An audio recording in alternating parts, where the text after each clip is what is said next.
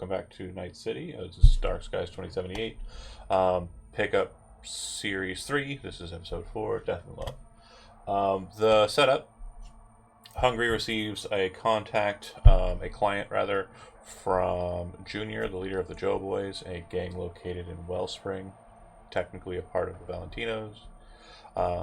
The individual that he is given the name for, this client, is Bernice Redmond.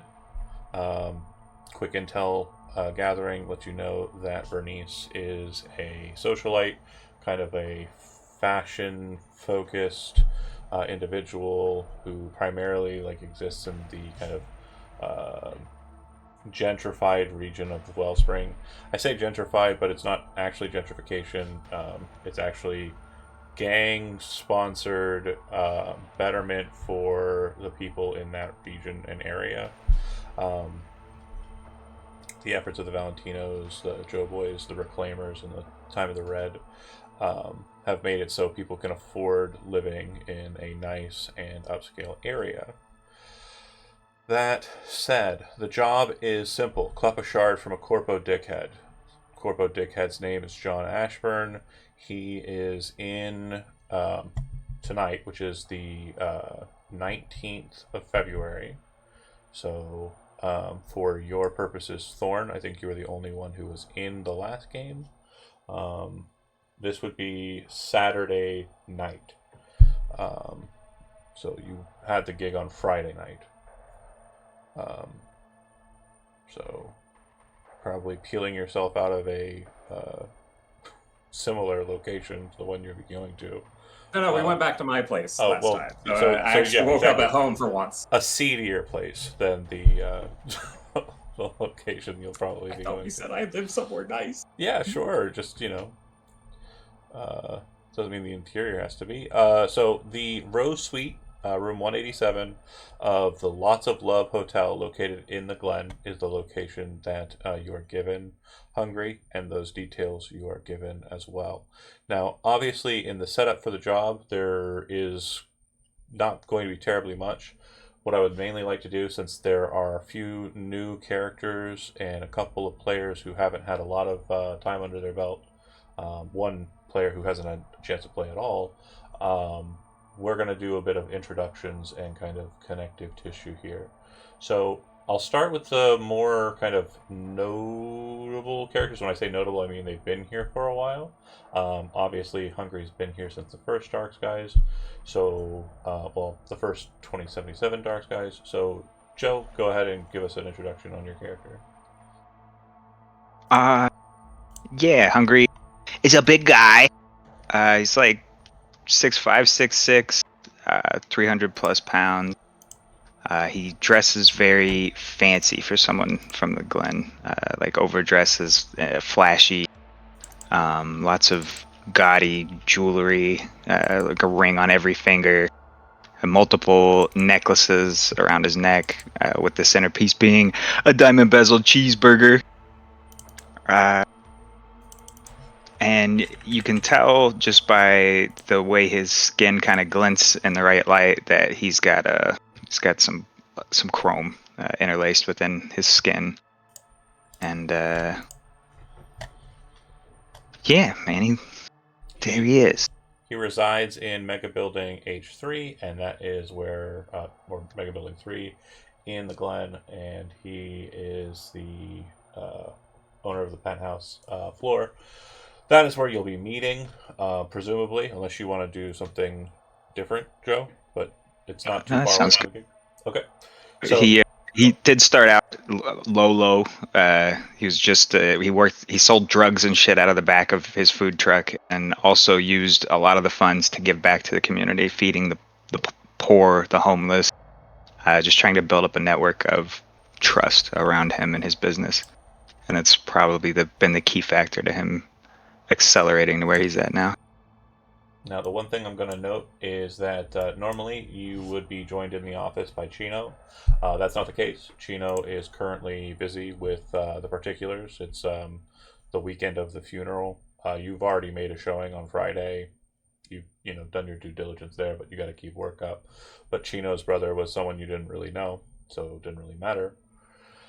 Um, but yeah, he's out and kind of with family in that regard.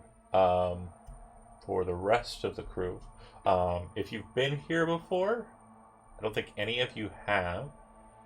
That would obviously stand out, but Mac is taking over Chino's duties for the time being. Okay, next, longest on the docket, I believe, would be Thorn. Yeah, got a young crew here. So Tom, go ahead and give us a quick description of your character.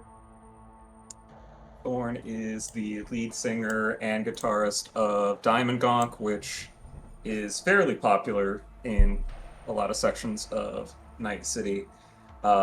Very much looks like a street punk. I mean, clothes are nice because he's been doing it for a while and moderately famous, but just kind of shows up to get inspiration for gigs as opposed to having to work to get by. As far as punctuality goes, I don't presume Thorn is the most punctual. So I'm going to assume that you don't arrive first. Is that fair to say, or are you? I'd say that's probably fair, especially since had the gig last night, went back with Diva. It was a very long night. Morning, afternoon, etc. Yeah, because we're in the evening of Saturday. You guys are coming out to this job. You were told it's shorthand work. Probably will be done before the morning. So, yeah. There's enough coke in those veins to keep you up for the rest of the week. Next oldest on the docket would be Low-Key. So, give us a description of what your character looks like for this gig specifically. Loki seems kind of like a lower level Militech exec. He's kind of got the business suit, with green trim, green tie. Even the Militech logo has kind of gone green. He seems like he probably puts on one too many spritzes of cologne, puts a little bit too much hair gel in, kind of has that. He's trying to act bigger than he is. He makes a lot of wild statements about his job and like how good he is at it. He's pretty openly would tell people that he works in productions and like the film side of Militech. He brags that he was the one who got the footage of David Martinez in the anti-grav suit. He was the one who got footage of V and all his shenanigans. Shenanigans. V is a lady. Being all her shenanigans. No, definitely a her for our canon. Oh, for Dark Sky? Okay, her shenanigans and just very grandiose things, and that's why he's, he gets to get sent on all these jobs because he's just so good at it. But definitely has that kind of like corporate asshole dick look to him. Perfection. Now, are you punctual? Or are you trying to play like you're not punctual to be more edge runnery? Where's the psych? I'd say he's probably not overly late, like maybe 5 minutes late. Okay. But he could still be the first one there, depending. Yeah, we'll find out for sure. Okay, so the next person is with the largest number of character time, not the player with the largest amount of character time, just their character that they will be playing happens to be. So Adam, you're up next. Go ahead and tell us about Mars. Mars shows up about 10 minutes late because, it's what you do, right? Mm-hmm. He's wearing a dark brown, almost ankle-length coat made of nomad leathers, and the interior kind of has like the same neon green that his collar has in the original picture that you drew for him. The interior of that, it's like a lining. Mm-hmm. He's got mirror shades that he's just about to put on to cover up his road flare red eyes. He's got fair skin, full lips. He's got shoulder length, wavy black hair. His right arm is visible, and it's a cyber appendage. You could see just on the back of the hand, just straight up, it says "fuck corp" on the outside of the forearm, it says Bert, like BRRT, exclamation, exclamation. And it also says time to kill before that, as if like its name is Bert and it's being addressed like, hey, it's time to kill. There's graffiti all up and down the arm, reminiscence of tattoos. He's wearing a red tank similar to the one that's in the original picture, and you can actually see a rose underneath his chin across his throat as a tattoo, as well as a skull and a bunch of other and a bunch of vines you can see. His left hand has a glove on it, and yeah, he's about 6'4", about 220 pounds even. Wow, have we really? That's funny, Joe. Sorry, Joe had messaged me on the side. Apparently, he did not have access to his own character. Yeah. Oh shit. It's probably something from switching from Run the Block. Yeah. Hungary is so powerful that now somebody takes care of all the business for Yeah, I'll roll real. for you, Joe. I'll roll for you, boss. I'll roll for It's you. under the control of his agent now. The fucking referee is subordinate. Okay, so not to. I want to put a piece on Mars. So Hungary, obviously doing due diligence on those you're hiring. Thorn, is Rocker, Diamond Gonk. Yeah, we got that. Low key, we already discussed that in the prelude. We don't need to handle it over again. But I wanted to focus on Mars here for a second. Tattoos are Valentino-esque. They do have. You probably, like, if you did do full research on it, you could actually find out who the tattoo artists are. Like, they're that kind of noticeable and like prevalent and good. But the thing that you would know for sure is Mars was a part of the team that Hatter hired that raided Mega Building 5, and Mars was one of the ones that was responsible for the Valentino's clique that got flatlined by that team. The part of that team, the clique rather, that is important to you is Chino's brother. So, again, you have already been told what Chino's brother did, so he kind of deserved it.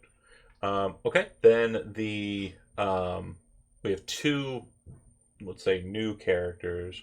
We have one new player, so I'm going to focus on the player who already has presence, and we'll do the new player last, so you have time to introduce yourself, Sam.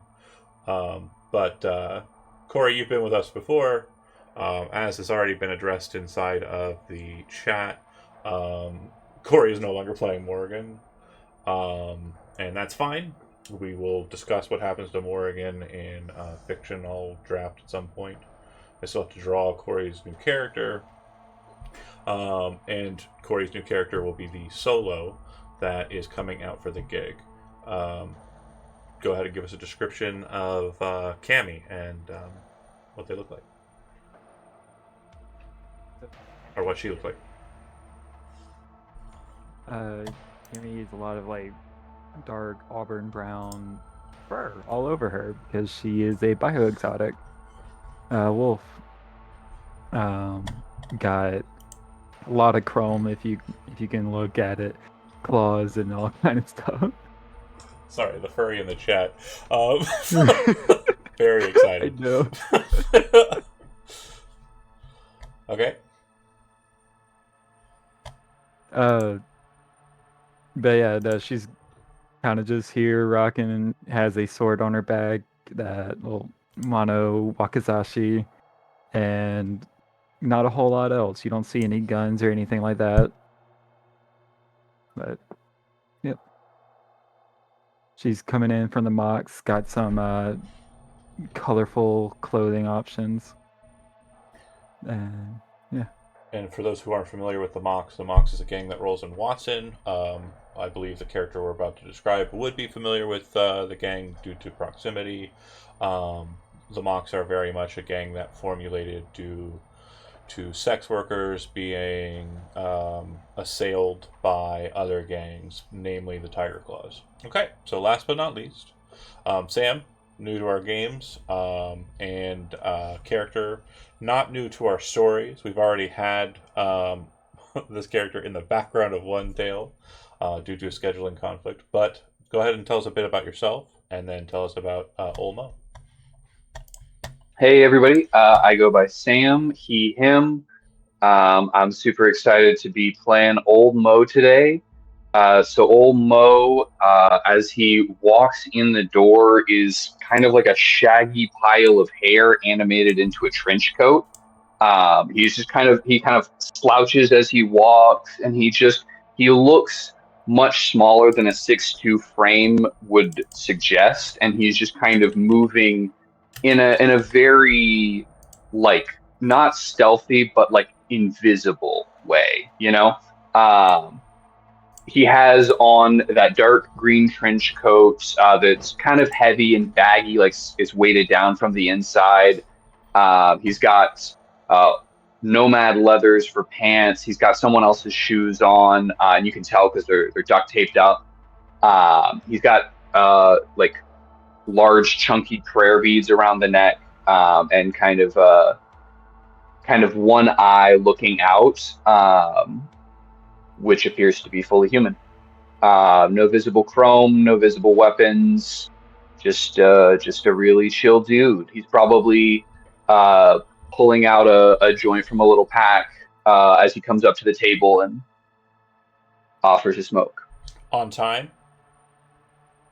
Yeah. He comes like 2 minutes early, saunters around in a circle, and arrives like 30 seconds before I believe the exact time. every other motherfucker is late. So, real quick, I just want to make sure that we understand the dynamic that we're walking into, because this is the first time we've had. Well, it's not the first time we've had. It's the first time that I think I might enjoy a fixer and fixer combination. Joe, you remember the last time? That's no assault on you, Jonah. If you ever watch this, but Olmo is not a big fixer. Olmo does not kind of like stand out above the crowd, but it is a name you know, Hungry. It is a name that you understand. Is the owner of a diner. In a way, is kind of doing something not unlike yourself, just to a smaller degree.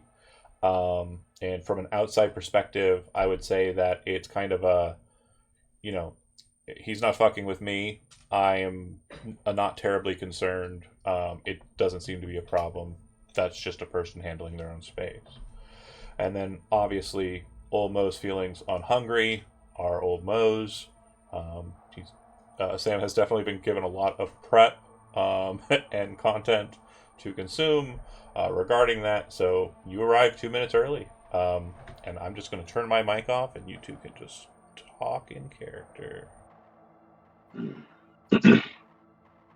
Hey, So you go. and he just holds out the joint. Looks like it's just us. Yeah, don't mind if I do. I appreciate that. And I would take the joint and light it up. Take a big fucking drag. It's good to finally meet you, Mo. I know you've been around for a while. We've never really crossed paths before. Yeah, Night City's big, but I feel like our paths were meant to cross. I don't know. I hear a lot about your food trucks and the folks that don't have to pay. It's a Yeah, good thing you got running.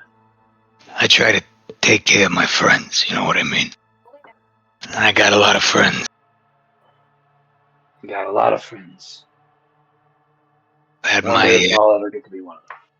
I've had my eye on Watson for a while now. It's an area that's really, in my opinion, underused, and it has a lot of potential. A lot of good, hard-working folks living out there.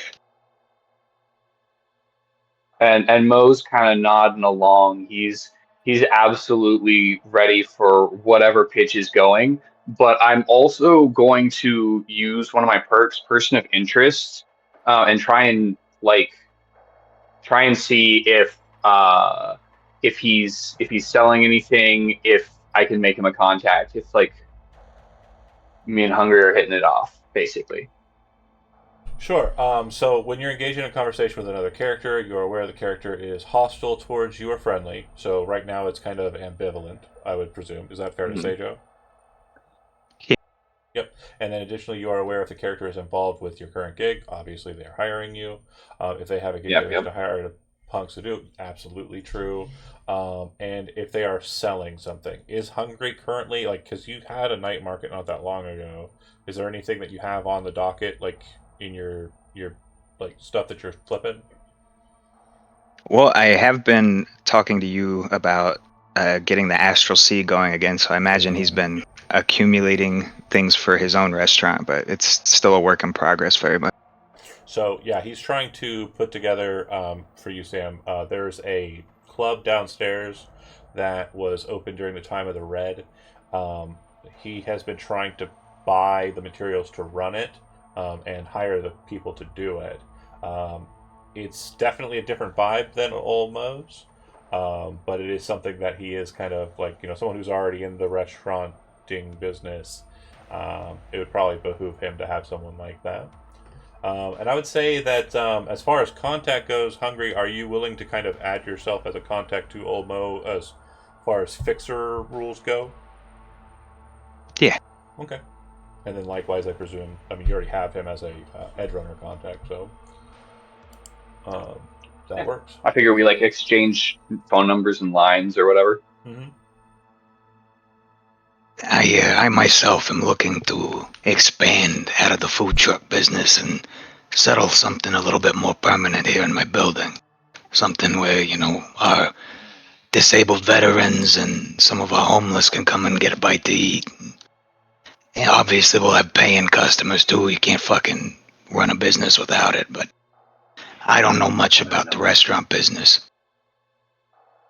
And Mo will put on a good face, but he knows that his diner is like, $20 above the red at best on a good day, and so he's not one to talk about profitability, but he'll front like that. He's doing well. Yeah, no, you gotta make sure there's a line out the door if you're gonna have a line out the back.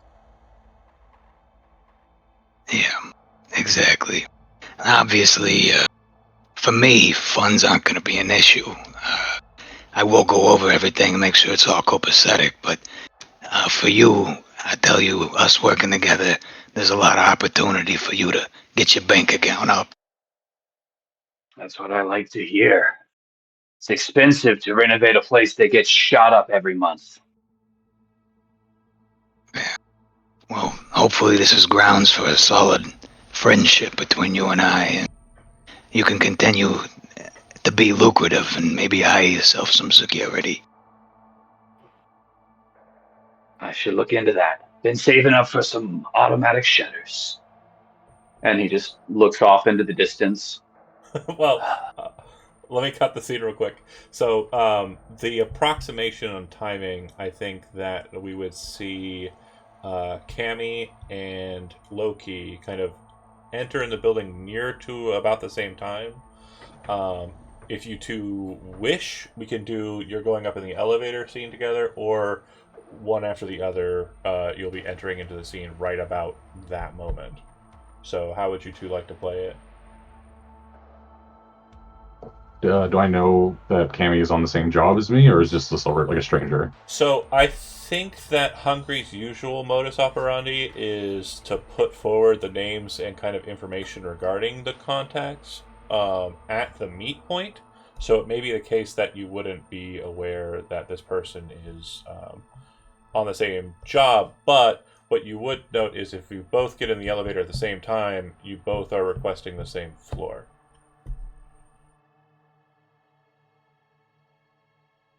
So if you What floor were we meeting at? 55, which is the tippity top. I would probably go in first and be like, hey, so what floor are you going to? Penthouse Sheila, if you don't mind. Oh, same. Jesus Christ. uh, holy shit. Yeah, I don't think Loki had a accent the last time. Oh, he absolutely was Australian last time. Was he? Did I laugh this hard and just forget it because of the laughing so hard? It must have been it. Okay, continue. I'm shutting up. Uh, you've got like Mox tattoos and stuff, right? Yeah. Yeah, I mean, if you could see tattoos. It's the outfit. The fit is probably moxed out. Yeah. Yeah, he kind of will give her like an elevator look, and then just be like, "Not too often, one of the Mox gets to go up to the penthouse. What are you doing here?" Oh, meeting a friend. Same as me then. Wouldn't be big ol' hungry now, would it? Oh, you know hungry?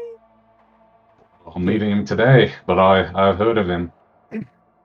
I'm making my business to know all the movers and shakers in this city. No. Well, he's helped out quite a bit in the area, so when he said he was looking for work, I hopped on. Or workers. You have no visible iron on you besides the Wakizashi? Yep. Hmm. I thought all Mox were carrying some of our iron these days. The grapevine at headquarters, we sent you a couple trucks over. You don't like it? Don't like the product? I'll pick something up when I find something I like. Darling, I wouldn't just feel right as a gentleman to let you go into a situation like this unarmed. And you'll pull out Militech Omaha and hand it to Cammy, like handle first. This one's Okay, on the house. Bet. Free things. I'll add that to your sheet. And Thank then you. you would arrive kind of walking through the hallway as you're kind of like scoping out the Omaha. And you'd kind of walk into the office right at the moment that old Mo was like staring off to kind of like move the conversation to the next beat. The door would open and in walk those two characters. Welcome in, welcome in. Have a seat. You point to the chairs around the big table. Take another big hit off the joint. Look, you kind of make it his business to kind of walk right up to Hungry and like put a hand out. Mr. Hungry, it's been too long. This meeting is long overdue. You don't know the smile that came upon my face when I got your call, sir. Pleasure's all mine. Been looking forward to meeting you as well, Mr. Loki. Yes, sir, you are becoming a legend of Night City, if I do say so myself, and I know the legends. So please, do tell what we'll be doing for you today, sir. And he'll kind of pop a squat. I got the details pulled up here on the screen. I'll wait for the others. Should be expecting a few more before I go over the whole spiel. But you're welcome to look through all the data I have. I would say that based on the sporadic nature of the Mars and Thorn kind of statements, Mars being 10 minutes late, Thorn arriving, I'm going to say that we just have those two arrive like almost beat for beat. Like Mars gets on the elevator and goes up, and then the other elevator is being boarded by Thorn and it's going up. There's like a bunch of stops on Mars's elevator on the way up, and not so many on Thorn, just due to luck of the rocker. And they both will arrive at the top at the same time, getting out, moving towards the office. Everybody had to get off the fucking elevator at the same time. Should have taken the right He can be one. heard mumbling that shit under his breath. Damn, did it slow down for a second? You know, just went slow-mo as they stepped out. Jesus fucking Christ. So badass. But real quick, hold on, Adam. So you're like in a bad mood, just our mood. This fucking asshole who you don't know says, should have taken the right one. I need you to roll a d10. Me? Yeah. And Oh shit. Okay, did we get there, Thorn? Did we get him up? Not yet. Not That's yet. what We're this close, we're mission's close. for. That's So why. we're still That's why I 7? didn't bail as soon as I heard that Impure Cobra was somebody's favorite band. We're still at Yes, 7. still at 7. Okay. Alright, so just to confirm, am I rolling a d10? Yeah, you're rolling a d10, Adam. All right, how do I roll that here again? On the left side, there'll be a bunch of things in the toolbar. One looks like a D20. Click it. It'll give you a list of options. You should be able to just click the D10 option. It'll drop it in the chat. Shit, I don't see that. There's like a little, like on the top left of the screen, like on the map, there should be like a little toolbar. You don't see that? Now I do. Sorry. Okay, no worries, no worries. And then tell me what you got. I'm clicking it, but nothing's happening. Oh, wait. There you go. Okay, so it's under a 7. So this motherfucker says, should have taken the right one. You turn to look at him, but as you're turning to look at him, there's something about his voice that's familiar. And when you look him dead in the eyes, like the initial response is, what the fuck did you just say? Like totally like, you know, rubbing salt in a wound, don't do that shit. You realize it is Thorn, the lead singer of Diamond Gong, a street punk chrome band that is very popular in your region. So he is like kind of a big deal. Wait. Fuck, I know you, don't I? A lot of people do. The question is, do I know you? Yeah, but of course. Nah, you don't know me. Not yet, you don't. Were you at the show last night? Yeah. Only like 5 people got trampled dead. It was all right. Oh, yeah, just, a good night, right? Maybe for the opener. I mean, yeah, but you were good up there. I liked it. Real quick pause. Your perception roll on the night of that gig, as high as it was, you know he wasn't there. Oh shit! All right, that's a Kang Tao event, isn't it? No. This was we had the Battle of the Bands. This is this was a gig that actually happened. But as a callback to that episode, I asked him to roll a perception roll to see if he could spot out Diva in the crowd. He rolled a fucking 30 something or whatever it was, and I was like, yeah, you see the whole fucking room, like it's like so. You again, you two start walking, but you know he's like just kind of being very casual and nice.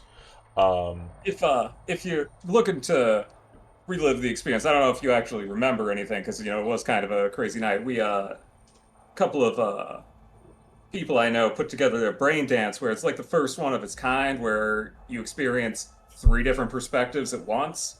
Like if you really want to experience the concert. Sounds overwhelming, but fuck it, I'm in. You pass over Rem's information, and Mars, sure do. if you have hung with Rem before, you would recognize the contact info. If not, that's fine too. The two of you walk in, and it's basically just a few moments after the first two sat down, so Cammy and Loki. I believe there was a bit of Australian there, right? So do we already get that kind of beat, or do we want to just do a little bit of window before they enter in? If not, we'll just move right to everybody's arrived. That's fine. Okay. And for brevity, the gig has already been outlined. Hungry does an amazing PowerPoint presentation when he's given, the information, and I'm not going to force Joe to do it because we all read it. For those who didn't read it at home, very simple. I mentioned at the beginning, the gig is find this guy at the Lots of Love hotel and take a chip off of him. It is a data chip that has information regarding a Militech proprietary matter. And she doesn't want anybody copying the chip, looking at the chip, and she'll know if a non-Militech employee is to access that.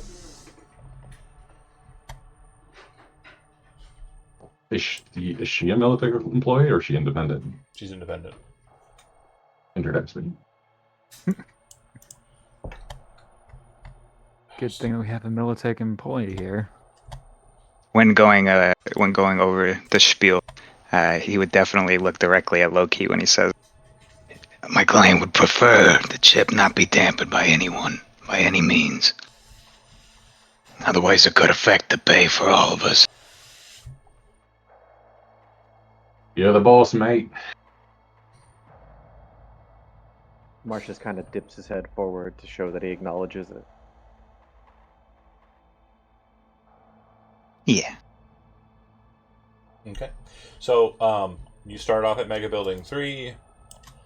If you are trying to get there in a kind of quick fashion, I believe most of you don't have vehicles. Actually, I'm pretty sure none of you have vehicles. I get people to drive me places. I don't Or need public transportation. Mega Building H3 is literally connected to the rail.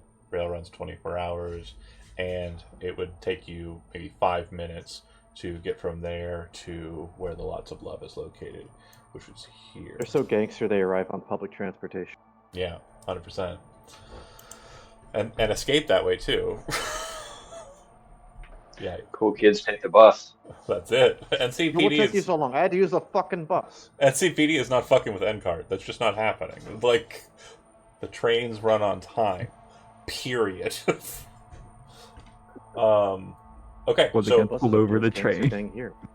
right, you don't stop it. You don't stop it because that stops all the ones behind it. No, we don't do that. We'll pick them up when they get off, if they ever get off. So, Lots of Love. It is a section of a building in the Glen. It's kind of close to City Hall, relatively close to City Hall. I flash pigged it. It's kind of in the middle of the space there. When you come up to it, the building itself has 3 entrances, and then one appears to be for apartments that are on one side of the building. The middle section appears to be for a series of offices which seem to take up kind of the middle of the building. And then on the right, kind of outside corner, that's kind of canal angled, is the Lots of Love. Now, those who are smart and know the Glen, the reason why it's called Lots of Love is not because there is lots of love happening there. It's because there are lots that you purchase for love. The apartments, or rather the hotel rooms, are actually apartments that have been modified to be rental spaces. It's like a fucked up Airbnb. With that said, when you enter in, there is an automated teller system at the front, and there does appear to be a security gate that blocks access to the stairs. The elevator appears to be card reader only, so only people who have a room in this space are able to go up and down the floors. Based on the number and the layout, as you kind of address it, 187 would be on the 18th floor, and it would be the 7th room. Are there any rooms available for rent on the 18th floor? There is 182, and it would cost you 250 eddies for the night. Done. I do that. Okay. Flick it over, pay the amount. A card eventually kind of like pops out, and it's not like a fully functional, RFID or data card. It is like a piece of plastic, like a plastic shell that has a small RFID chip inside of it. Very exploitable, and very much discardable as well. But if you walk over, you are able to access the elevator or the stairs, either one, your choice.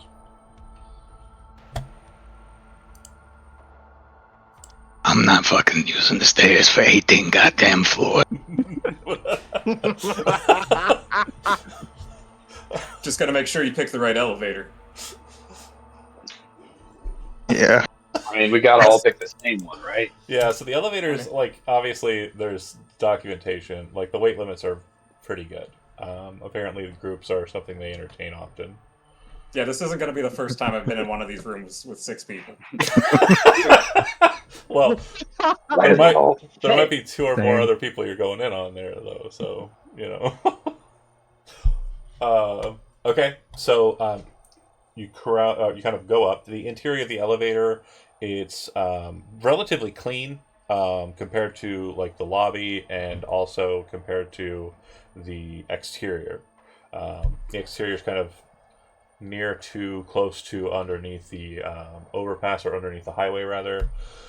And as Hungry can attest, having lived in an area near there, and basically had his office run out of there at one point, it is a lot of tents, a lot of lean-tos, a lot of people who are less fortunate that are kind of just staying alive and dry, because it is a bit drizzly out in this February 19th evening time. Elevator rides quick, um, dispensed out into a long hallway. Room 1 and 2 are the first two that you see. So 182 would be yours on the right. And then 4, 5, or 3, 4, 4, 5. I don't know how to do numbers. Don't let me do numbers. That's not what I do. That's not my specialty. But you know what I'm trying to say, right? Like, you There's understand? some number of rooms interspersed throughout the hallway in positions that And make they're sense. in an order. They're in an order. And the seventh room is Infinite the amount of one. rooms and The seventh room is the one at the far end of the hallway. So there's basically 6 rooms, and then the seventh. We got there. It took a Yeah, while, I but we could got have the just layout said that from the start. Jeez Louise. Um, Yet another long elevator ride. so, this one, less stops, but still a long elevator ride. How would you like to proceed? Like the doors open and you just hear Mars mutter under his breath, "Thank fuck." This mission, the elevator crawl. I guess on the write up, I would probably strike up the conversation. So how do we want to do this? I imagine this douchebag's gonna be a little preoccupied. We could knock, or we could kick at the door in and see what's going on. Might not like what we find on the other side, but Is this guy Maybe more Militech? traumatizing than the shit I've seen here. I'm not sure who he's affiliated with. Just know he's some corpo douchebag. It's all the info I got. Well, if he's not Militech, we might be able to strong arm him a bit, make him scared that we've caught on. Can use me how you think might work. Otherwise, I'll probably just hang back and till you need me. Olmo, you kind of come in probably towards the back. Your saunter, as described, is a bit less of uh, a walk with purpose and more kind of a candor. Go ahead and roll a perception roll for me. Awesome.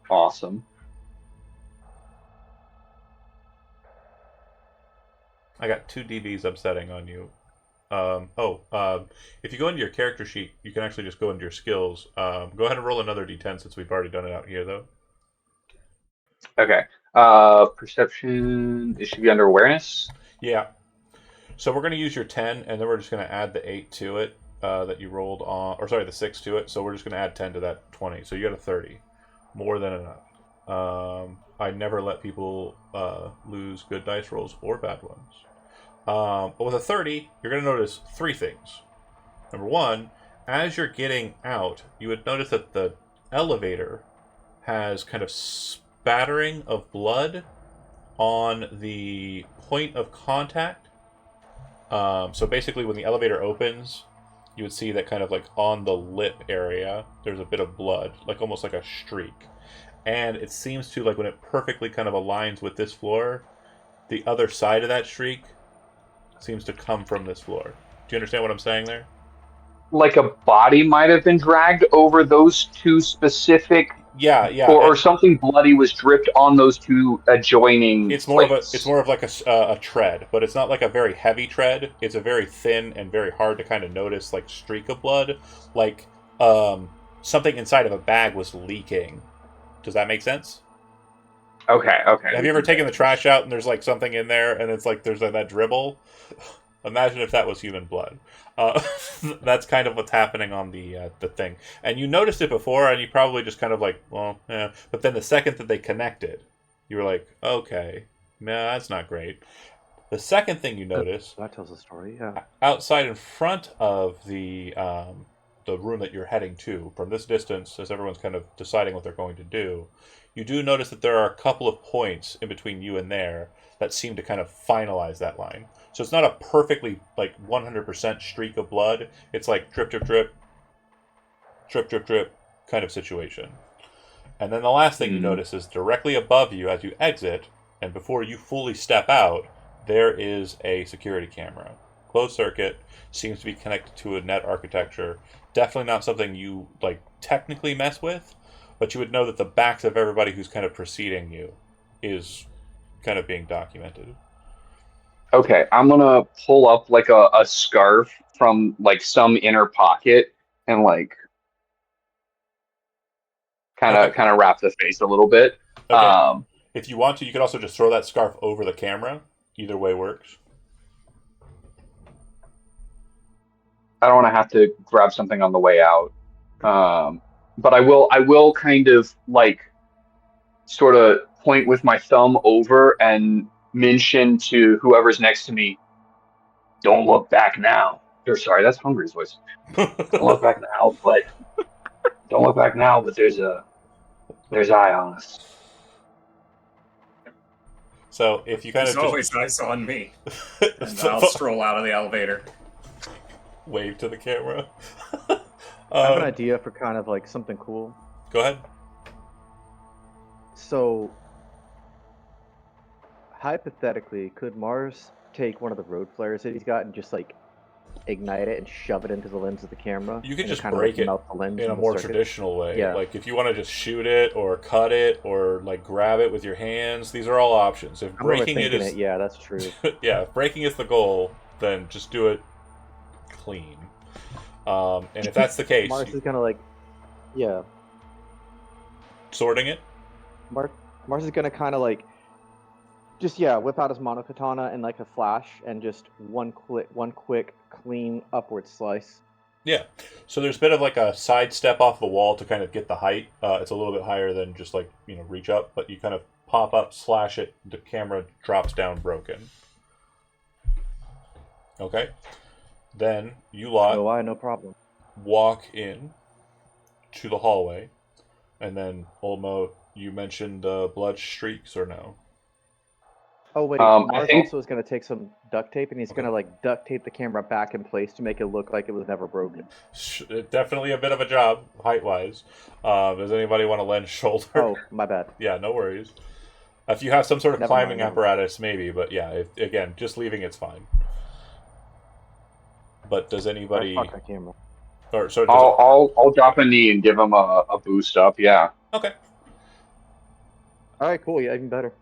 You tape that camera back to its place. It, looks broken, but it looks like somebody did put some effort into it.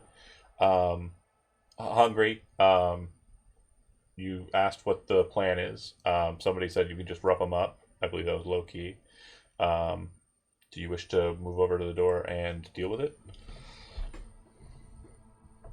Yeah, I'll be the guy that knocks. I got. Okay. Hold on. Maybe let me knock. I got an idea. Okay. I'm the one who Okay. knocks. Right. No. So Thorn's gonna go up, knock on the door, not too heavily, but hard enough to be heard. Shout out, "Hey, this is Thorn from Diamond Gonk. Somebody sent over a private performance. See There's if a they're a moment- fan." there's a moment where it quiets down. Mars is gonna like stand on the other side of the door, like Well, on, you're on still- the side, you're- like out of view. You're still taping up the camera. we got. Oh shit. It's okay. We got pacing is very key. But Thorn, you're kind of like you say that, and like everything kind of goes quiet as you're waiting for a response. There's no response, but from you think it's either 4 or 6. You can't tell which one. You're pretty sure you hear the most soul-shattering, orgasmic scream from a man that you've ever heard in your life. I mean, my name has that effect, but Everything aligned. And that guy just finished the most. I'll knock again. Yo, hold your hand steady. I'm about to fall, man. Nothing. Knock No again. response from 7. Yo, this is usually a really expensive gig. You gonna let this get wasted? Hungry, it's very easy for you to tell that nobody's responding. So they're either completely zooted out, unconscious, not there, or something's wrong. Alright, you know what? Fuck this camera. You fix it up. Once the other members, so Cammy and Loki, again, you're behind Hungry and Thorn as they're dealing with the door, and you're in front of Olmo and Mars while they're fixing the camera. Do you two want to engage in anything? Again, also, you're probably right in the proximity of. You're pretty sure it's 4. 4 is where the guy who just won at life. That's where he's at. It's 4. It's definitely 4. I'll have what he's having. I mean, a good time. I mean, I'll yell about a private performance later too, if that helps. I mean, but in the meantime, Hungry, do you want me to just like Oh. deal with the door? Yeah. Yeah, something's off. 2 methods. You can brute force it, or you can electronic security it. So brute force will be an athletics attempt, or electronic security to try and pop it. I'm I can gonna. take it down. I have a pretty good athletics and body score, so I can just try and bulldoze it. Okay. And do you want help from Cammy? Yeah, sure. Okay. So if you are the assister, you don't need to do anything. And when you roll, Thorn, you're just adding a +1 to your roll. Yeah, you hit the door. Yeah, alright. Cammy, there's a moment where you're just gonna like push to the side. Do you want to give it a shot? Yeah. Athletics. You betcha. All right. So, I believe that you'd probably use these a bit. So, kind of like reach the claws in, push and extract, and then kind of slide the hand in once you have like an open space, and then force the wedge. Once you've done so, bear with me here. Yeah, not so much for finesse. My bad. Oh, it was mostly brute strength. It was. That's not what I'm saying. Fair enough. Bear with me here for a second, folks, while I drop some tokens. Okay, so you can see the whole of the space. That's absolutely fine. There are no. There's nothing to hide here. You'll be able to explore the entire space at your pleasure. And when you enter into the space, it seems to be a very romantic little abode. Very well, kept. It's very clean, except for the massive pile of blood in the center of the room. And bear with me, I have a handout. You just hear Mara say, "Looks like someone wanted something a little too kinky for someone's taste." When you enter in, you would note too that it looks like the Rose Suite gets its name due to the plastic rose petals and roses that kind of make up the space. There is a shag rug on the floor in the shape of a heart in the kind of bedroom area. It's kind of an open plan situation, so there aren't really doors, more just kind of openings. The only point where that is not true would be to the bathroom here. And yeah, I'll go ahead and just move from person to person. We'll start with Hungry. Where would you like to go, or are you letting your crew do the work? Yeah, I would be staying back towards the door. Okay. I'd say about 30 seconds to a minute or so after you enter, standing at the door, you would see that the elevator signals. It seems that someone on the first floor has called it, and it is descending down. Okay. Okay. Mars kind of just narrows his eyes. I would say then next would be Tom. What's Thorn doing? I'm gonna walk in here, take a quick glance at the trail of blood to see if it's fresh or a long-standing feature of the room, given the type of place that we're in. Sure, Gonna yeah. seem fresh. No, it definitely looks fresh. It also looks like it is a bit more damp or wet than it should be. It also kind of looks like it's just a smattering of tracks and trails. Um, and it looks like, just a hot, soupy mess of like blood. It almost looks like someone might have tried to clean it up. You're not sure for certain. I mean, it would make sense with the sweep. And then, TV's on. You uh-huh. would notice the TV is on, and it does look like it's playing a sorted film. Just use your imagination. I'm not going to describe pornography to you. And then you move over to this space. What are you doing here at the refrigerator? Well, I assume it's charged to the room, It or do I is have to? I'm not. gonna. It is not. It is charged to card installation. You'd have to swipe. All right. Well, I'm gonna It look also for the has a cash, card. Well, but it also has a cash feeder if you have. I'm not looking to pay. That's not how I roll. Okay. I will start digging through the cabinets and drawers and stuff here. Make a perception check, and we'll see what you find. Okay. Next on the docket, Sam. Old Mo, you kind of finish with the camera situation as the door's being open. Kind of move to the group. It seems like everybody kind of pauses for a second. You're able to kind of saunter through. Where would you like to go first? I think Olmo was the only person that expected to find a giant puddle of blood in the room. Yeah. So he's going to go straight up to it and then like stand really still and try and do a quick mental map of where all the footprints are going to get an idea of who was dragging or pulling or carrying what. Two options. You can make a perception check to get kind of an understanding of knowledge present, or you can make a tracking roll to try and determine how many people were present here. So either you're going to learn about the environment and the blood therein, or you're going to learn about who was in the blood. I have a good int, but I have no skill in tracking, so I think I'm going to go perception. Okay. Glean the knowledge that you'd be more likely to find. Yep. Okay. Yeah. Yep. Roll it. Okay. So just as you're like, kind of entering into the CSI kind of like, position and getting ready to kind of like scope the area, you hear Thorn say something, and I will leave it to you, Tom, to tell me what you would exclaim when you find the man's wallet.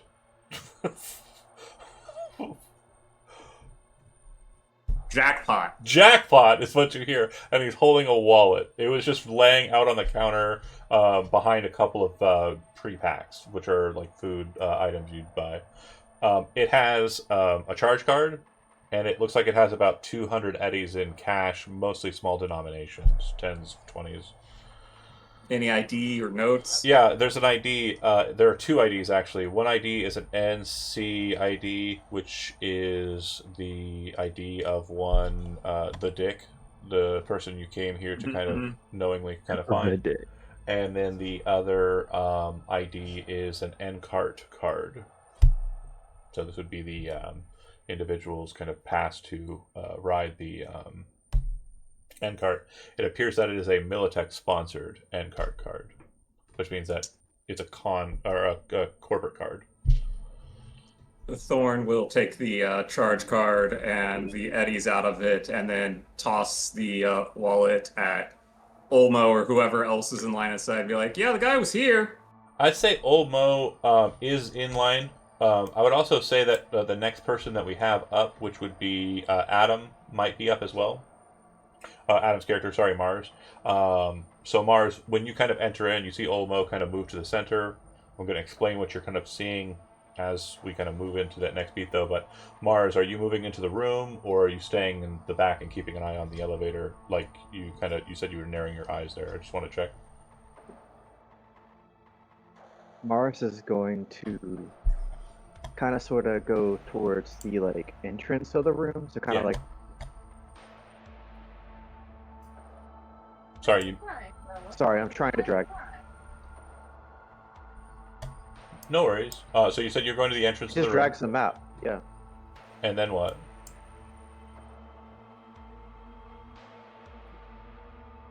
Kind of want him to just go right there for a second, and then just like attempt to maybe get like a sweep of the room from where he's at. Sure. Okay. And like do a tracking attempt to see how many people might have been in here. I mean, there was a mention that there might be Yeah. a bunch of people in here at some point. Go ahead and roll tracking, and I'll elucidate old Mo to what he sees. And then Loki, you're on deck. Once I move into the next description, just kind of have an idea of where you're at. Old Mo, you would notice that it looks like blood comes from the bedroom, and blood comes from the bathroom. It looks like there are two converging points where the blood meets, and that's this pool in the center. And it looks like there was some kind of like movement in here, but just again with your perception roll and not really being keen on tracking, your presumption is that at least two bodies were moved to the center here, and then it looks like they might have been carried away at some point out the door. Mars, from your vantage point, you would see kind of the center of the space. You're not able to see exactly the keen details, but you do know that bodies were taken out of here. There are trickles of blood. There must have been a leak in the bag. Very unprofessional. And based on what you're able to tell, there cannot have been more than two people, based on the amount of blood that's kind of in the center of the room. Like if it was a lot more than two people, or any more than two people, the blood would be noticeably heavier. The footprints. Can you move Mars like right here, by the way, Sure. just so I like? You would Thank you, notice because I that can't for some reason. there are footprints in the blood. They are all identical. So you don't think that the people who were dragged here were walking around in it, and the boots that seem to be kind of on that are present here, they are Militech standard combat boots. Like they have the exact kind of underprint, and like in the center of the sole, there's the Militech logo. Mars is gonna like literally point to that, and Okay. just be like, "Could be Militech. Could just be Militech boots." So, Cammy, you are kind of seeing everybody enter into the room. You're basically moving in at the same time. Do you want to go to a specific point of interest first, or stay at the door and keep an eye on the elevator, or is there anything else you want to do in between? I think she will move in a little bit and try to see. Well, actually, no. I move out more towards the door and try to see if I can basically sniff a trail out. Yeah, so where since it's already been handled, you'll glean the same information, especially since Mars is kind of pointing it out. One booted individual apparently kind of got the tracks, or is the one who created the tracks. And then last but not least, Loki, is there anything different that you're doing? Just kind of scoping the area out, or? No, I want to ask Thorn for that sponsored ID. So actually, sorry, I missed that connect point. Thank you for reminding me. Thorn would have thrown it to. He kind of turn around, look at Old Mo. Old Mo's like very deep in thought, I believe, is what Sam had said. Right? Looked like you were kind of doing one of the. Yeah. So Mars kind of walks into the room, is kind of staring around. A wallet goes flying at Mars. Mars catches it in the air deftly, no problem. And then you'd walk up to Mars for the wallet. Yeah, I just ask him if I can get that Militech sponsored ID. I want to run this guy's name. Yeah, sure. Here you go. Cool. And then I go to the shitter and close the door and lock it, or I call my covert operative and tell him to run this guy's name, so I want to find out if he's an employee or just a contractor. Sure. Hey, don't fuck up any evidence in there. You would notice that the bathtub. As I start going through the minibar, You hear a loud fart. It's about how you've got the on your portable agent. You just have fart noise app. This will be perfect cover. Yeah. I light a match just to sell it. Yeah. But no, the bathtub. It looks like a very massive bathtub. It looks like it is filled with water, but the water is kind of pinkish in color, like a mixture between bubble bath that has kind of died down and blood. It looks like there's blood all over the ground. There are some barefooted footprints on the ground, and there definitely looks like there's a drag point, like the person was dragged out from here. Like they were pulled out of the tub. Yes. When you go, or they were pulled out of this room more specifically. When you go in and you kind of punch in your information, I'm assuming you're not calling them verbally. You're just sending text. It's gonna be like a text, "Hey, Sure. run this idiot's ID." Roll a d6. Oh, I was hoping for bureaucracy. I'm good at that. Well, no, you're not trying to convince your crew to do something. They're just going to do it, and it's going to take that much Only time. 3. So it's going to take a total of 30 minutes for them to be able to get the details specific for you. Okay, sounds good. And I'll keep selling my poop. So I'll stand here for a couple more minutes. Okay. So what do we think? People went into dock and didn't end up so well. Well, from what I can tell, they were murdered in separate places. So maybe it was after the deed was done and someone was washing up and someone was laying in the bed, but the bodies were brought to the middle. So they were, I'm thinking, parted up, like somebody executed them and then Jack the Ripper them. Right. By the way, Mars saw the boot. Can he actually see the direction that the boot was headed? Yeah, out the door. Yeah, Okay, just wanted. it he didn't definitely looks specify like that, it I kind wasn't of sure. stepped out onto the carpet. It stepped off of the carpet, then turned back onto the carpet, and then disappears after that. But you're pretty sure that they walked towards the door, stopped for a second, realized they were leaving tracks, scuffled their boots in the carpet, and then left. That's fucking rude. Blood is so hard to get out of carpets.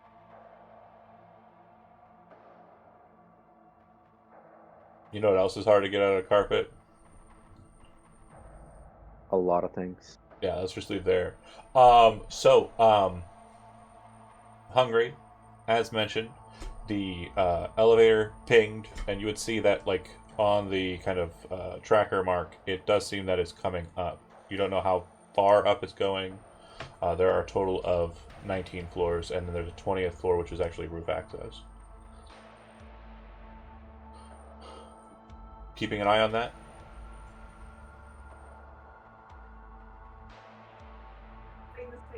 Okay. That said, then, any other points of interest that you want to check in the space? Thorn would like to use the charge card on the fridge. Okay. Also we're- looking to see if there's like an order history or anything to maybe see if there's any indication when people were last here. Yeah, it looks like there was bottles of champagne that were ordered. Again, it's all the ones that are on the card after you plug it. Just showing like what the charge total will be for the stay. But it does appear that there is an inbound telecommunications device for anonymity. You don't want to be calling with your own holophone at such an establishment sometimes. It does look like there is a call history. There is one call that literally was sent out at about 15 minutes prior to you entering into the building. Does it have a number and The phone whatnot? number's present. It doesn't have an identification. It's just the 1555, etc. Yeah. Does it have like a duration or anything? No, it's just Was the number. It's like a call out notation. Thorn will call out that phone number. Mentioned there was a call about 15 minutes ago, and then get something alcoholic dispensed from the fridge on the charge card. I'll take one of those. You call the number, you said? I'll let somebody else do that. I'm calling it out to somebody to okay. call while I, loot the fridge. Does anybody want to make the phone call? Sorry, what was that? I'll do it if no one else wants to. That sounds okay. fun. You're coming out of There's the a lot of shitter, voices. and you kind of like are holding the end card. Obviously, it hasn't been 30 minutes yet. But then you get a phone number, and you go, "Oh, okay," and then you just turn around, and go back into the shitter. Yeah, you can ask your guy about that too. Do you stay out, or do you go back into the bathroom to make the call? I'll go back in the bathroom. I like my privacy. Sorry, I wasn't done. You at that Taqueria Kabuki earlier? Is that what's going on? What was Yeah, that, Corey? Sorry, he wasn't done yet. Oh, Thunder. I couldn't. Yeah. Well, I heard about these takoyaki tacos from this place down the way, and it run right through me, Oh. Yeah, I'll go back in and just straight up call the number. Okay. So you get a response. The guy says, "Yeah, this is Quick Cream. You bring them, we'll burn them." Ah, I see. Sorry, one more time. As this Quick Cream, you bring them, we burn them. Burn what exactly? Sorry, I'm not familiar with your services. Them, whoever you're bringing. We put them in a jar. You can take it to wherever you want. You got the Eddies. You can probably take it to the Columbarium, whatever. Oh shit, it's a crematorium. Yeah, Quick Cream. I just told you what it was. Oh, sorry, wrong number. Fuck you. Yeah, out of character, Loki probably Mars is wouldn't gonna be like that walk up to familiar. Kitty, by the way. We usually throw people out of the airlock, dead bodies out of the airlock where I come from. Yeah. Just Yeah, bounce but- him really hard on Mars' surface and let him float off into the ether. Yeah, look, you kind of come back out of the washroom and let everyone know that it was for a crematorium, so wherever that body is going, it's probably not going to last too much longer. So I have Will hand a like Imodium or whatever. I'm sure they have some kind of upset stomach medicine in this fridge because, you know, people get drunk, bad stuff happen. Oh, yeah, Get yeah, that definitely. out of the fridge. Yeah. Give that to Loki. Get a really expensive bottle for himself, and then a cheap beer tossed to the person that asked for it. Cammy, okay. Like he shotguns it. Yeah, can. I cheers my Pepto-Bismol with your Cristal and bombs out. Now, real quick note. Sorry, I said bottles earlier, and I did make a faux pas there. They are not bottles. Sorry, they are boxes. You get the boxes of wine at this hotel. Sorry.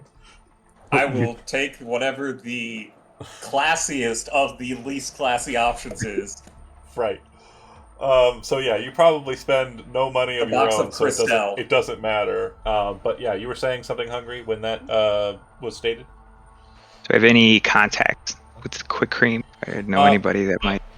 So Quick Cream is a crematorium that is located kind of close to like Valentino territory, but not close enough that it infringes.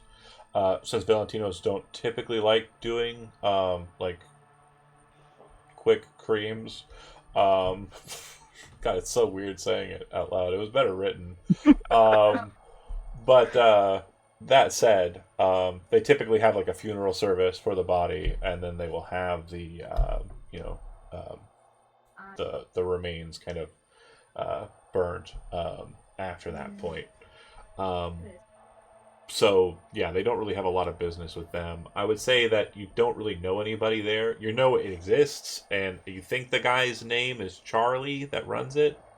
He's kind of a prick. You think he's from like the East Coast.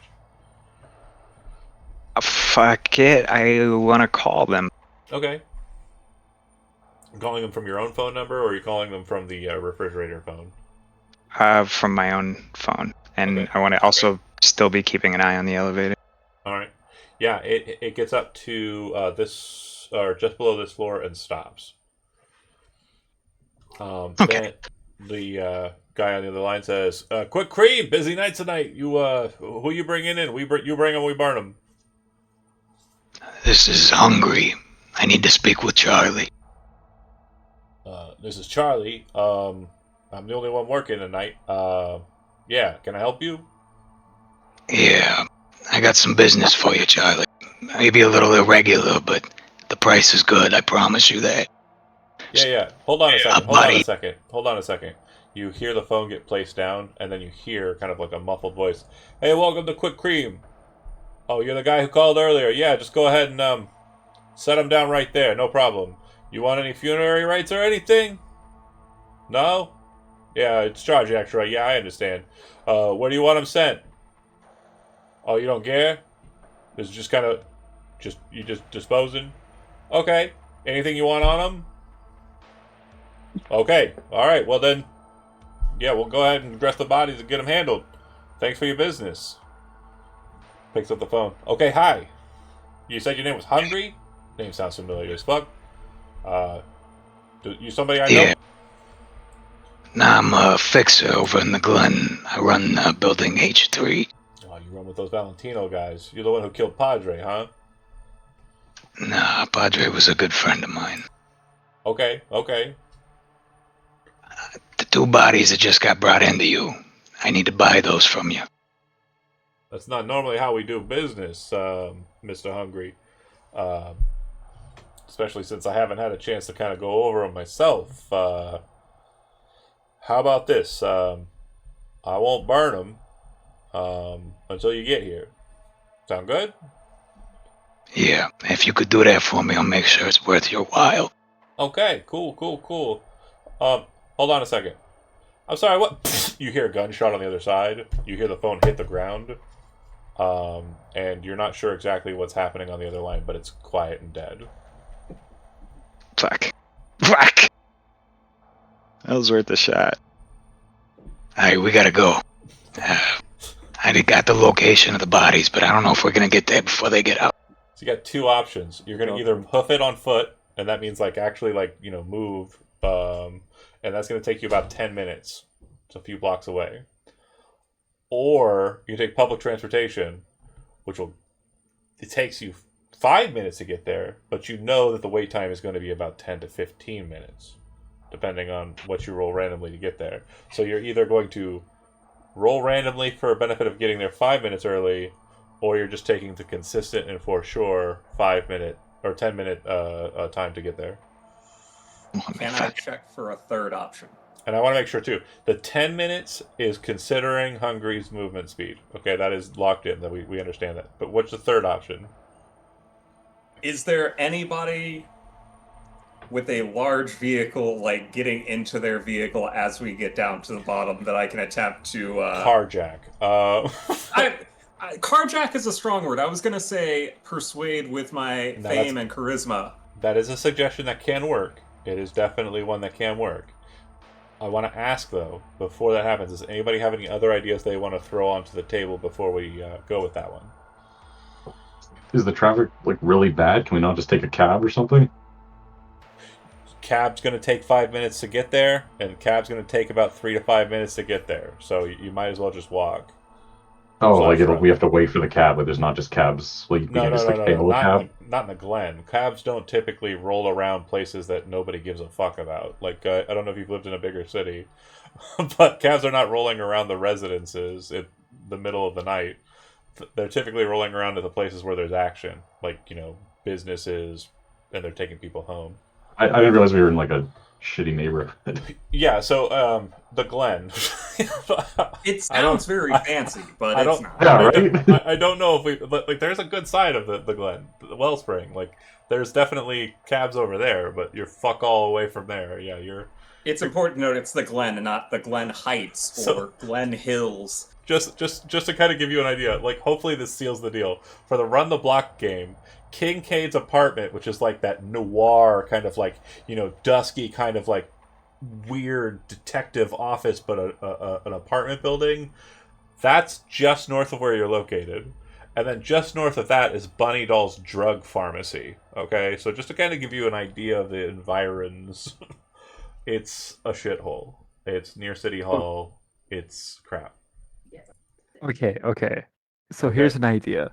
What if Hungry takes the bus and we run? No. I like your plan. You might get there 2 minutes earlier. It's definitely not worth the time. But does anybody have any other plans besides? Because right now I'm hearing carjacking. That's probably the quickest. I think carjacking will probably be the most efficient thing to do. Carjacking is such a harsh word. I was gonna. Sure. If you can't convince them, I'm taking them out of the steering wheel. The carjacking is the fourth option. GTA, motherfucker. Okay. So what I'm going to put to you to just kind of ease the process so I do not have to kind of make up a scenario. A vehicle that would be able to hold a total of 6 individuals. I'm going to have you roll a d10. But before you roll that number, I need to let you know, or roll that d10. I need to know I need to let you know what you're rolling here. So you're firstly rolling for the chance that a car like that arrives in a time that is formidable. If you roll this d10, 1 through 5 is the number of minutes that you will take up waiting for a vehicle. A minimum of 5 minutes will be wasted, period. If you roll over a 5, no such car arrives, which means that you need to start moving. So do you understand? If there's not going to be a car there when we get down, Yeah. knowing the math of the different scenarios, I'm not going to wait for a car You to look show around. up and hope. Okay, you look around, and you don't spend a lot of time keeping an eye out for it. There are no such cars. I think we're hoofing it. Okay. I think we hoof it and we let me fall behind. So everybody I else picked besides up What's your move? 4. Oh, I thought I was slow. So yeah. And So, Olmo just starts chugging. Almost Cardio is not my thing. and Hungry are both just kind of. I think your movement's a little far. Like I think Hungry has like a movement of 4.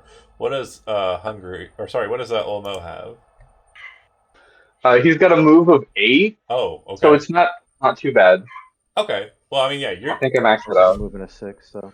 Yeah, I think you're probably the fastest one on the team here. Not the fastest one in the game, but the fastest one on the team for sure. But yeah, you're kind of holding back. You're not actually gunning it. You're not trying to make an endurance roll.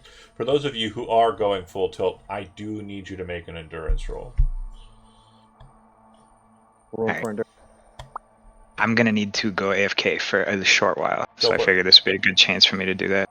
Got it. I'm gonna go ahead and roll the AFK Didn't you or the go ahead. Roll endurance, everybody. Besides the fixers. didn't you say you were gonna give us a didn't you say we were gonna give the Kang Tao survivors a perk for endurance? Yeah. It has to do with different matters, but I haven't written it yet because I'm a terror. I have Okay, so many gotcha. things that keep getting thrown on my desk. With a move of 7, Yes. do you still want me to roll endurance, or is that close Um, enough to the? If you're booking it, yes. If you're holding back and keeping up with the crew, then no. I assume. Who is actually booking it right now? Right now we have Mars and we have Ares. I mean Loki. You know what? I I'm only got gonna moved. Two gods of war, just hoofing it. attempt to book it. Okay. I pull a muscle. You know, I could, but I'm not. I'm gonna stay down with the big boys. And Olmo, you're not pushing it. You're kind of holding back a bit. If Hungry's not hoofing it, then I'm not gonna go full speed. So let me explain. Hungry is hoofing it, but Hungry's hoofing it is Okay. you were running at a light pace. Yeah, no, I'm not gonna. I think old Mo feels that it would be showing up Hungry if he Yeah. like doubled his speed. So yeah, he'll kind of jog alongside and huff anyway. So Cammy and Olmo and Hungry will arrive when I say and when Joe gets back. The others, you book it straight for where you're told to go, the crematorium. Thorn, you suffer a penalty, and that penalty is an injury, which is. Bear with me here. Going to the right page. It's not. We're gonna go with a torn muscle. So you kind of spraying you kind of pull your muscle on your leg. The penalty gives you an injury effect, -2 to all your melee attacks until it is cured. It can be quick fix with a first aid or paramedic check. As an action, DB 13. It temporarily relieves the effect. And if you do the quick fix on a torn muscle, it will actually cure the injury entirely. So when you arrive during the combat, if you want to as an action, kind of like engage the quick fix, you can. Try it. What combat? What? Oh, sorry. Hold on. Wait a minute. Okay, so how dare you? Well, again, it's not going to be much of fun. So you 3 arrive. I would say Thorn would probably be the last one in, and then Ares and Mars probably kind of entering in at about the same time. Inside, you would see this door on the left side is kind of like moving on its hinges. And then it looks like there's a dead guy by this pulpit here. Looks like he was shot right in the face. There's a phone on the ground. Yeah, That's what you see. It's basically like a little chapel setup for like a funerary service. It looks like there's like a display place inside of the little opening space for either the body or for an urn, depending on what the people ask for. Seeing the scene as it is, Loki would take out an absolutely beautiful piece of iron. It even has a forearm grip, like clip it to his arm and kind of like hold it at the ready. Since just kind of understanding what we're walking into here, we start investigating. That's the Perseus. That's the Perseus. Yeah. All right. Fancy old gun. Is Mars. gonna draw. Mars is gonna draw his Yukimura. Okay. An Arasaka pistol. Loki Yep. is drawn by your comrade here in arms. And then Thorn, you enter in just behind. Are you brandishing a weapon? I have my guitar and I am ready to rock. Also, too, if you want to, in this initial moment, kind of like duck behind one of the pews and like just start trying to fix your leg, you can do that as well. Yeah, sorry, what was the DV?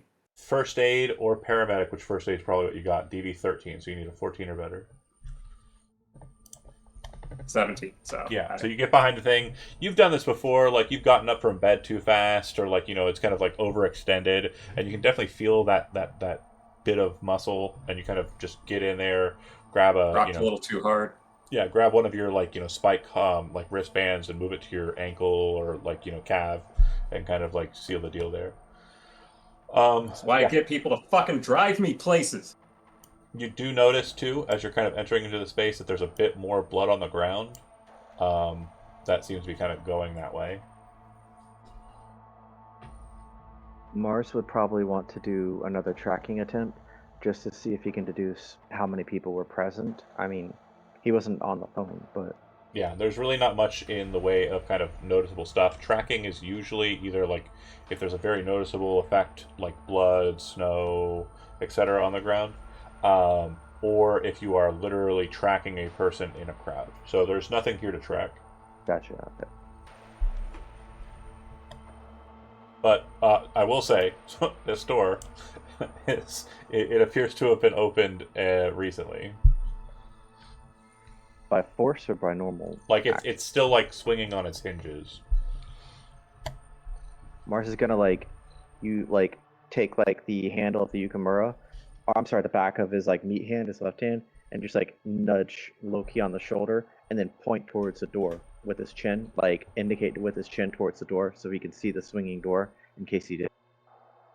Yeah. Loki will kind of nod and then like I guess gesture forward, like I'll cover you kind of thing.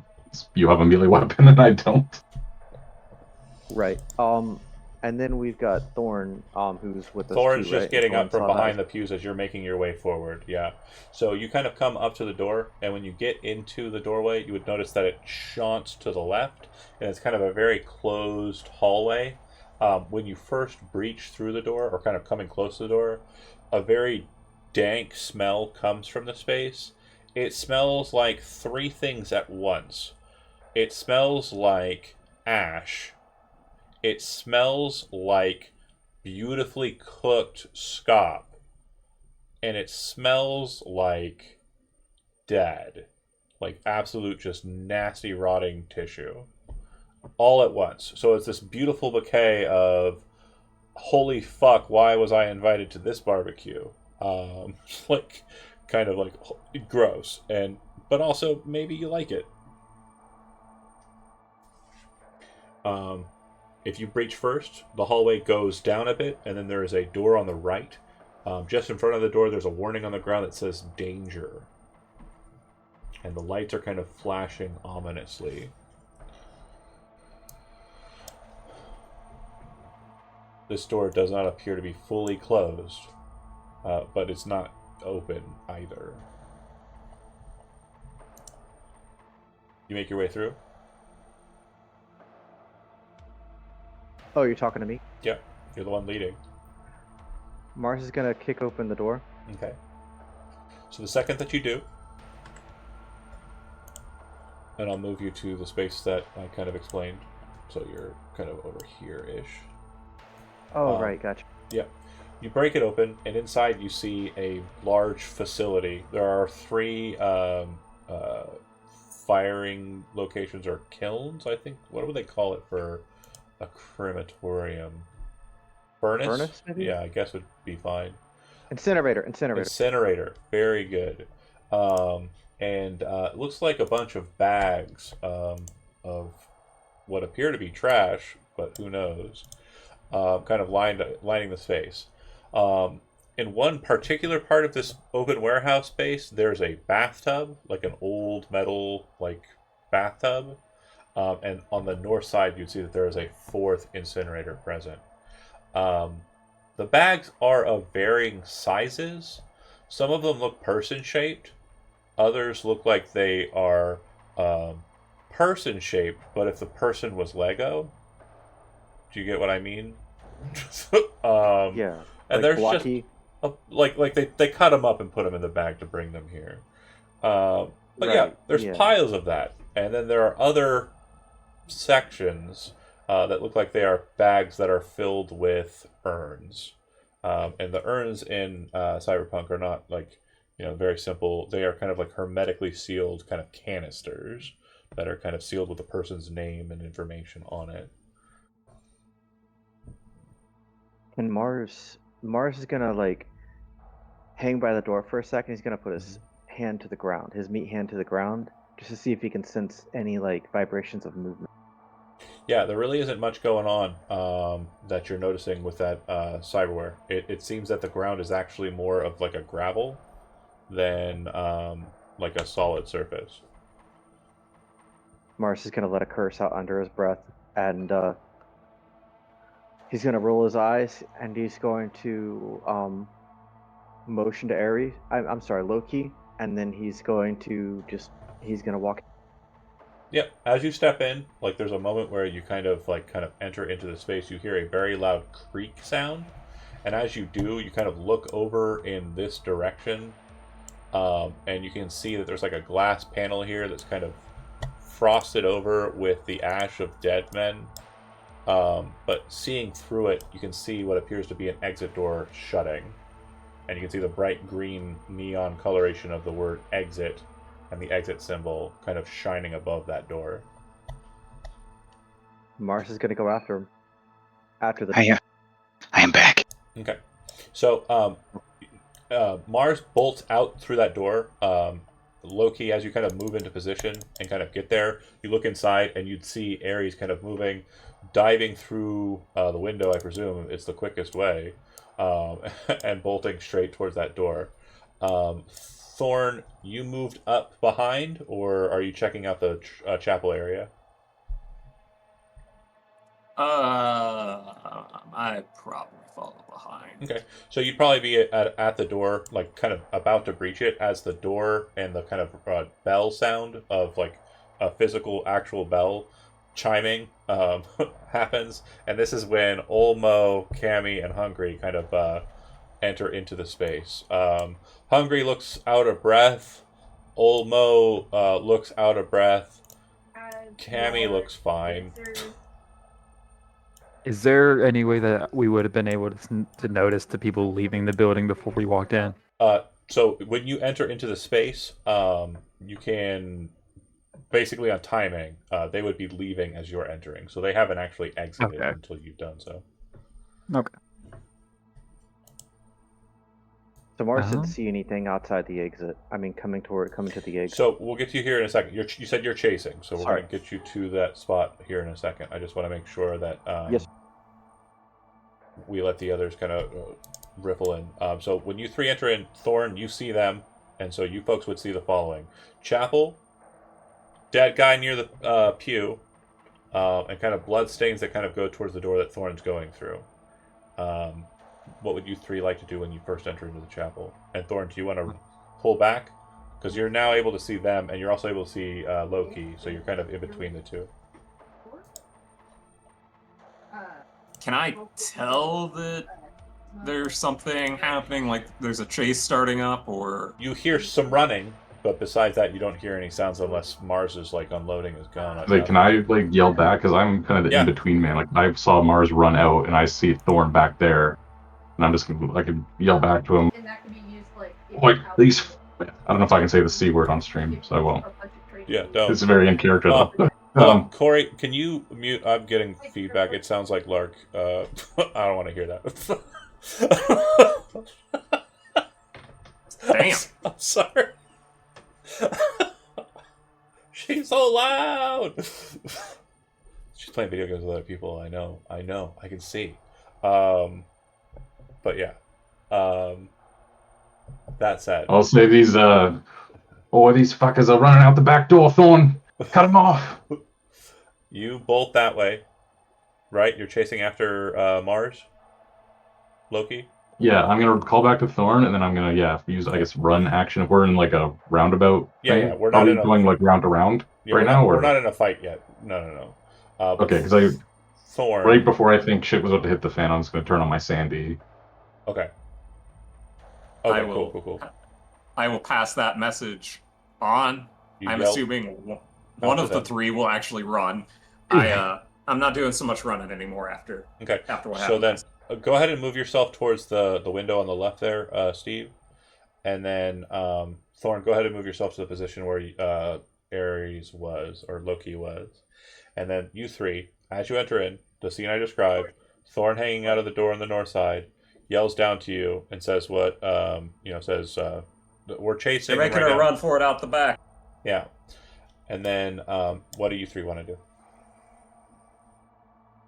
Follow. The second that I hear that, I will book it out around the other side. Okay. So you're going back outside and trying to go out to the around the way. Okay. Cool. Yeah. Mars, the door closed with kind of like a heavy thunk just as you kind of came through the window. And again, Ares is not right behind you despite token placement. As you're moving towards the door, I need to know exactly how you're exiting this door. How you're moving on Mars. to this. Yep. Essentially punched through cover with right. Sorry, you're breaking up a bit. Say again. Oh fuck yeah. We're just sorry, I'm on the other side of the house. Oh, that's real bad. That's real. Alright, can you hear me now? Yeah, perfect. Sorry, Bluetooth is shit. So Mars can essentially punch through, like, break cover with his right arm because it's cybernetic. Yeah.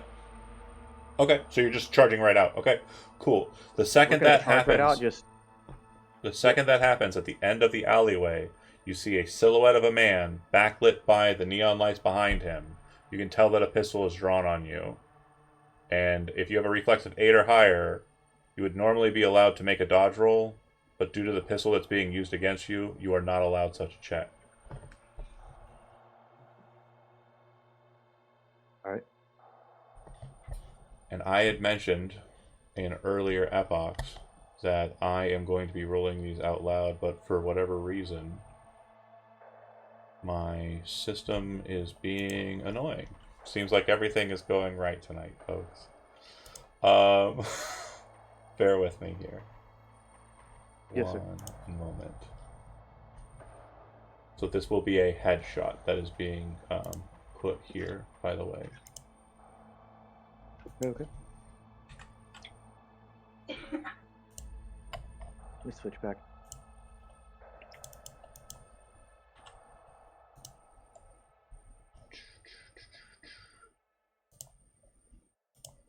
Where's this happening at? Is it outside the back door or in this hallway? Outside the back door.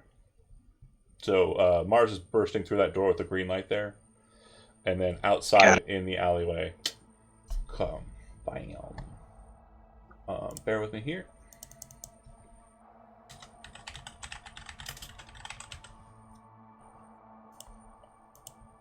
All right.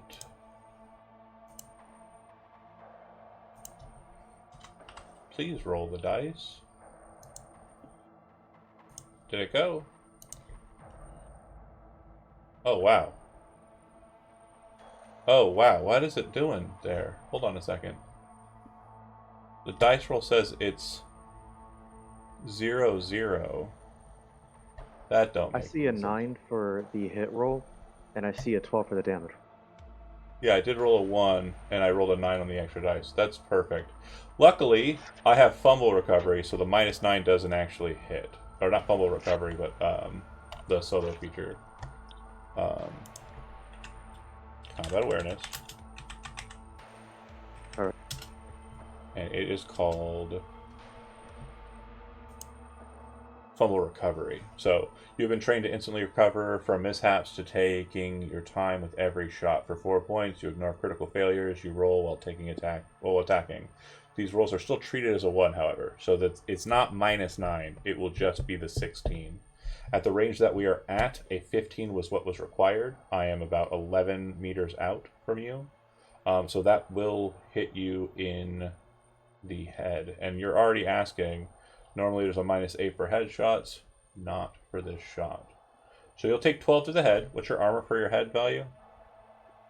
11, and he also has his melee weapon drawn, so Living Fortress. So Again, yeah, you will get that benefit. But before that, I hit you in the head, and damage got through, so I will be rolling 2d6 additional damage. So 8. So 1 damage plus 8, and then doubling will be a total of 18. You're taking 18 to the head, and then fortressing it. you cut out there at the last. Sure. With the pistol, with pistol rolls, an additional d6 is rolled for headshots, aim shots. And then with this pistol specifically, when damage gets through with an aim shot, it does an additional d6. It dealt 1 point of damage. Before that damage is mitigated by your perk, an additional 8 damage is applied, making it a total of 9 damage. And all damage to the head that gets through is doubled, so it's a total of 18 damage. And then your perk will take effect. Okay, so it's going to cut it down to 13 points of damage. Right, -5, right? No, 13 in total because like the 5 is minus from the 18. No, yeah. So the perk does -5 to the damage, correct? Right. Yeah. Yeah. You're We're on both the same- agreeing, just saying it We're differently. agreeing. Yeah. 13 damage is what you're taking. Okay. Cool. And then I just need to check something here. No 6. Okay, just the 1 6. So no injuries or anything. The bullet hits you in the head, and he then uses his move to move around the alleyway. After getting shot in the face, do you wish to pursue, or are you going to move for cover? By the way, how do I adjust his health? Like, I'm having trouble doing. Sure. If you select your token, you can just press -13. Your hit points should have been at full, though. You've had plenty of time to rest. So you should be Yeah, it's at... not reducing. Oh, it reduced on the token. Yeah, you've got 13 damage. Oh, it's not reflecting for me. Oh, weird. Refresh. Only thing I can suggest. It's showing on my Yeah, I'm side, gonna though. do that real quick. Yeah, no Because problem. I've done it numerous times, so I'm gonna have to fix. Could just be a little bit of a lag. Do you wish to pursue him even though he clean shot at you in the head and then bolted around the corner? Or do you wish to let him go?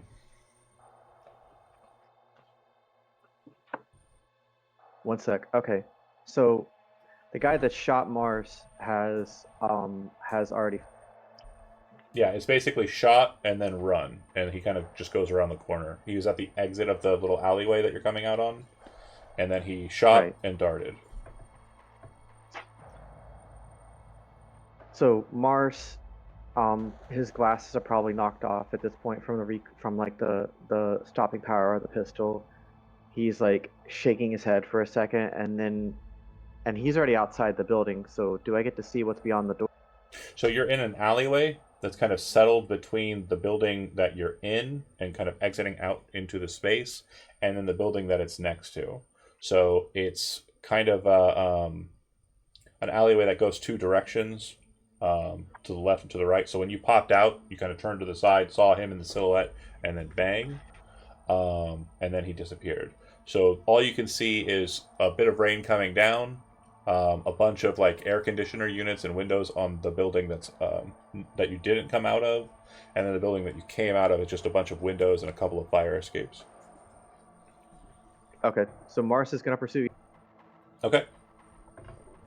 Well, actually, he's gonna take a second, and he's going to adjust his solo feature to damage deflect. Okay. Cammy, you said you were going out and trying to catch to that side. What I'm going to need you to do is make a perception roll. DV on this is going to be 19. Okay. Do you wish to spend any luck? I have to hit 19, right? Yeah, so you'll need to spend a total of...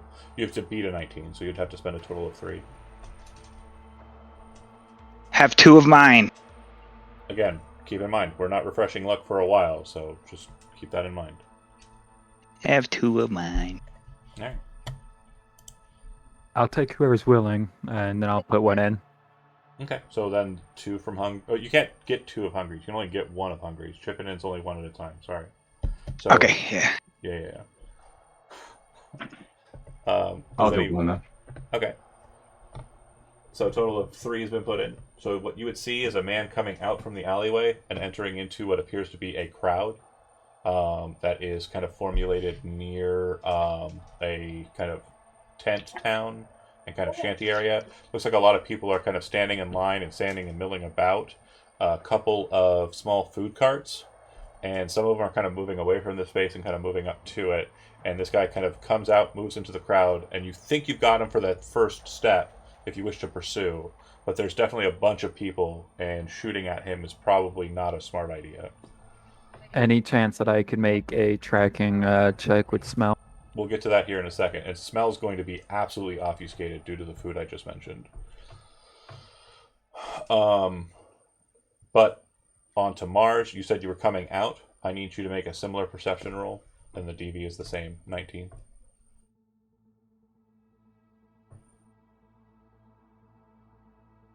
Okay. So it's going to be a total of 5 points of luck for you to get to yours, so I'm pretty sure you're not doing that.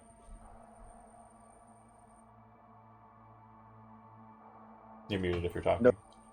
Okay, cool. Ares, you come out, and as you're kind of moving up to the door, you hear a gunshot. The door closes, and you don't see anything besides, so you don't see him get hit in the head. What would you like to do?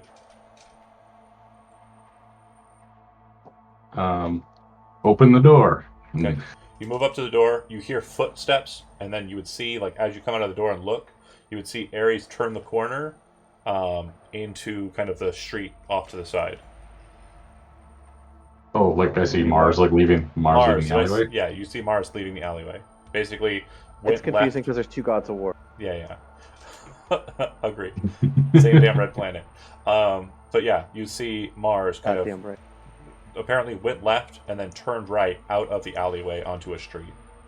Yeah, I'm just gonna keep following him. So you're too far away to get checks to kind of perceive and track, so you're out of the docket for that regard. Meanwhile, inside, Thorn, did you say you were chasing after? That seems to be implied, yeah. Okay, so you're basically at where Ares was before. You would see Ares kind of go through the window carefully and then kind of move towards the door.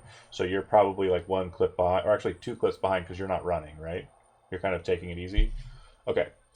Cammy bolted out the door, and the 2 fixers are kind of left behind. The 2 of you kind of enter into the space. You see the dead guy. His phone still appears to be on. Looks like the disconnect from you hanging up on him is present, but there's Charlie lying dead on the ground, hungry. Looks like he was shot right in the face with a very high caliber pistol round. Whoopsie. That's fine. You would also see that there's blood kind of trailing towards the back. Do you head back there? Yeah, where Thorn went, right? Yeah. Obviously, you're able to keep pace with Thorn a little bit better. So when you get into the crematorium area, you would actually see Thorn kind of moving through the window and kind of like the little window space and going out towards the back door. Limping a little. And Olmo, again, I'm just presuming you're going with Hungry and sticking close to the fixer. Is that fair to say? Yes, yeah. I'm just going to make a comment that we could jack into the into Charlie and maybe see the identity of his killer. I don't know if he has cyber optics or recording shit in his head. Yeah, so if you want to go over to his body, you can. He does have a neuroport, but what you'll very quickly note when you kind of put your personal link into him is his neuroport is not in any way kind of defended. So non-net runners have no problem kind of connecting with it. But what you'll notice is he doesn't have recording optics, nor does he have like memory chips, like taking the feed off of cyber optics. He does have cyber optics, but yeah, it's special upgrades to be able to kind of record out of them. Somebody should probably check to see if the bodies are somewhere. While you're kind of dealing with that, you would notice that there was a phone call. It does look like it's the same phone number that the Love Motel has, or hotel rather. It's not a motel. And it does look like a transfer was made to his account. The transfer, from what you can tell, looks like it was made by a corporate account. If you would like, you can make a library search roll to try and determine if you can figure out what corporation it was that did it. Just based on like the number of the account, not so much the like metadata. You're not hacking or anything. That'd be library search. Yep. Should be under education, I think.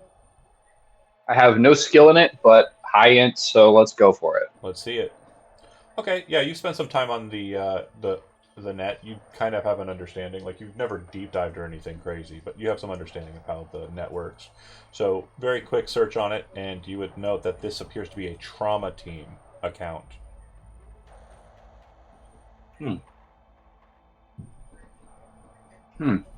So that implies then that Trauma Team was behind killing John Ashford. Well, whoever paid him to get rid of the two bodies before getting rid of him paid him from the hotel room, and they were a Trauma Team account. That's correct. Okay, interesting. Okay. In the crematorium, I need you to go ahead and make a perception roll.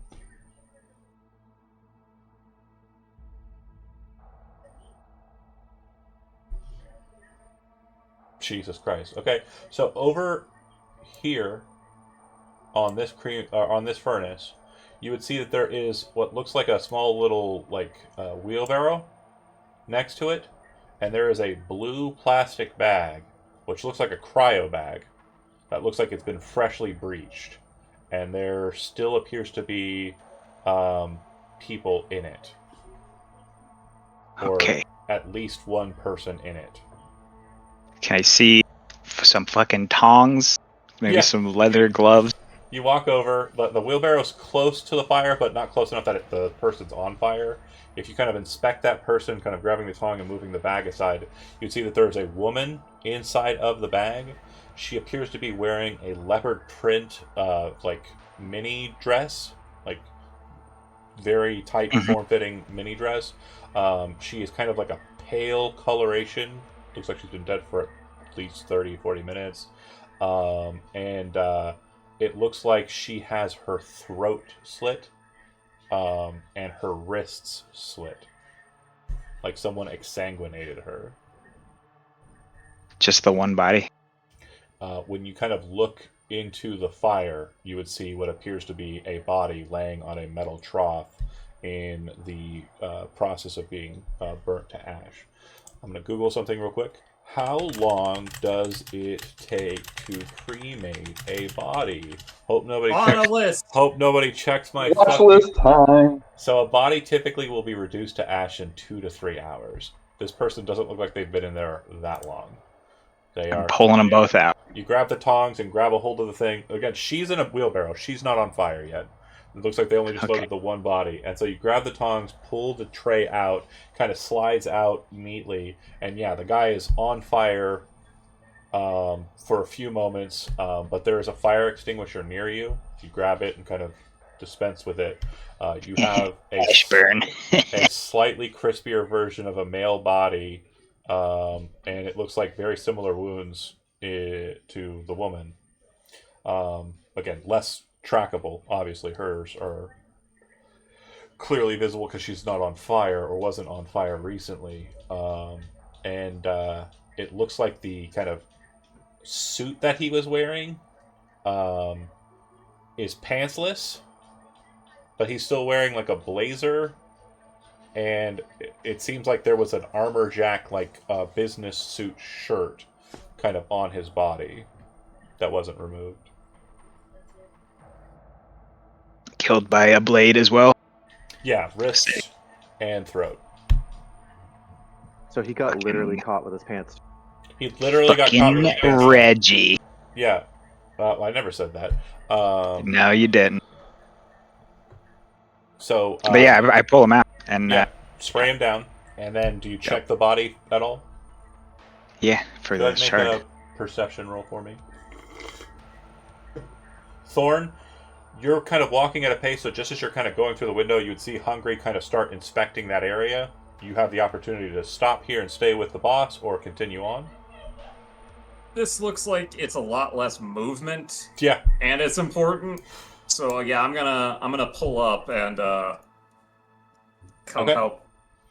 So Ares, you break out onto the street and start looking around. You then see Cammy kind of pointing in a direction. Even though Cammy's kind of pointing in a direction and kind of moving into the crowd, you do not see shit. You have no idea what she's running from or for. You are literally at a deficit. You have lost the guy. Whoever she is tracking and chasing, you no longer see. Now back to the question that you had asked, Cammy. Can I track with scent? You can attempt it, but the DV is much more massive than it would be if you were just tracking by sight. So, again, DM saying you can certainly try. Yeah, you can certainly try. You are in an area that would definitely not lend itself, unless this guy has some particularly peculiar scent, which he does not. If you wish to try for perception, it will be mainly a optical search. Okay, yeah, I was just gonna say what's the best option that I can think of right now to try to track this guy? Yeah, so it won't be. It'll either be tracking, like you're okay with like losing him a little bit. The DV will be higher on that tracking roll than it will be to just try and lock onto him with your eyes via perception. So if you're trying to maintain a close distance, which will alert him to your presence, the DV is 17, and that would be you're kind of maintaining an optical like connect with him. You're keeping your eye on him and you're tailing him close. If you're trying to tail him from a distance, tracking, then you can kind of keep yourself a little bit more shadowed, but the DV is higher. It'll be 19.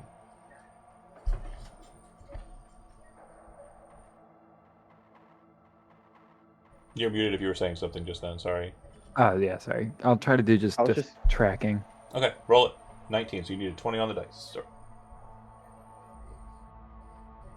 I was going to inquire, is Mars closer to him than her, or?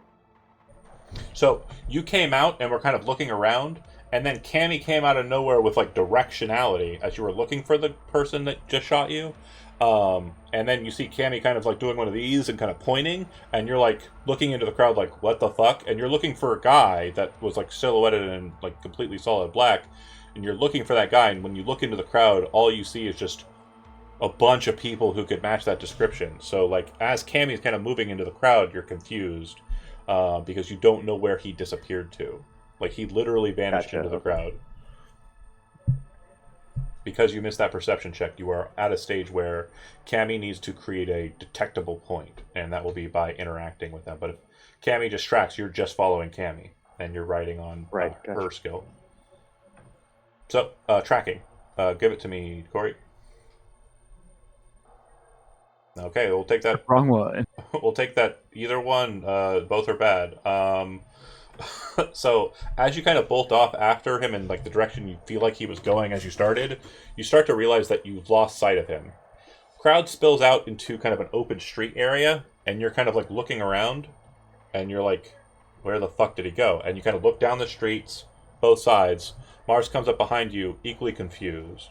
And as you're both like looking around, you hear kind of a metal clank across the street on a high building. There appears to be a black silhouette of a man jumping from point to point on fire escapes up to the top of what appears to be like a 30-story building, like apartment building.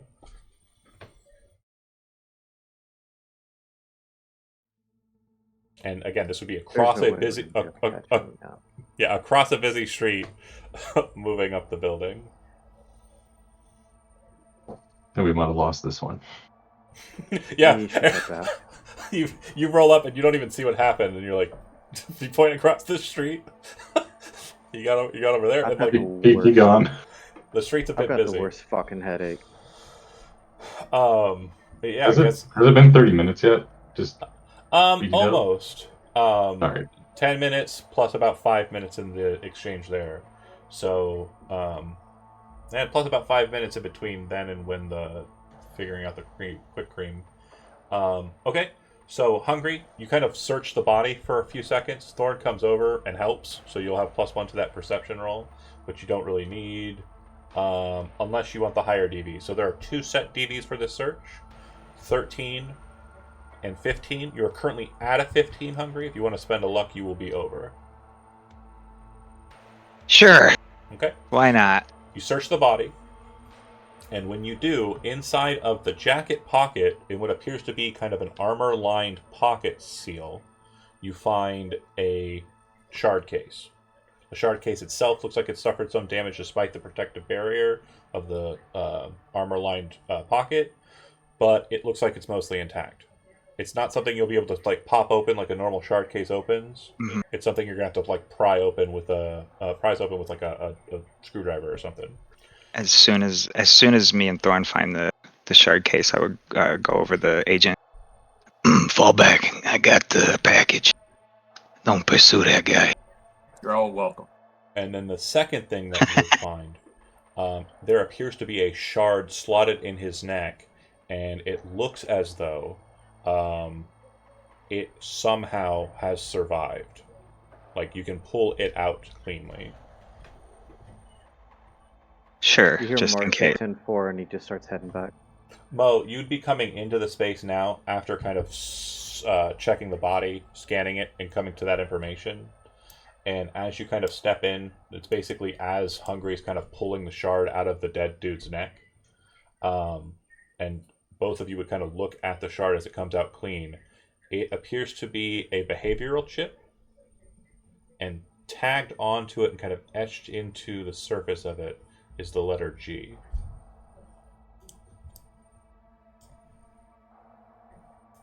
Who the fuck is G?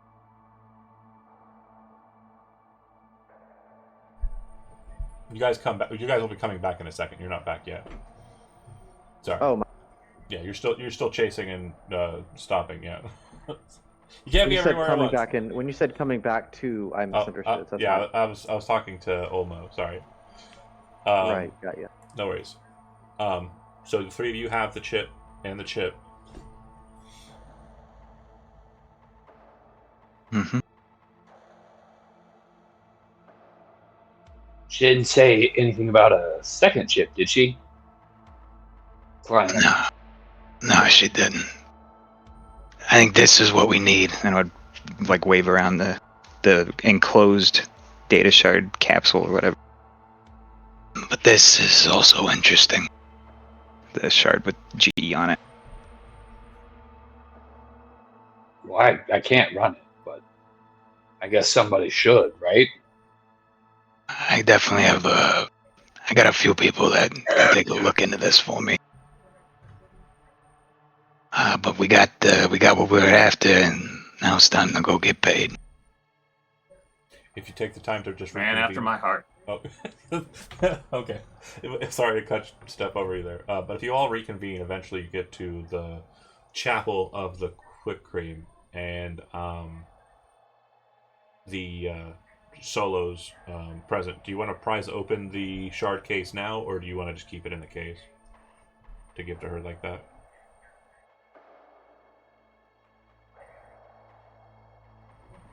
I think it's best to be left untampered. Yeah, so leave it in the case. Okay.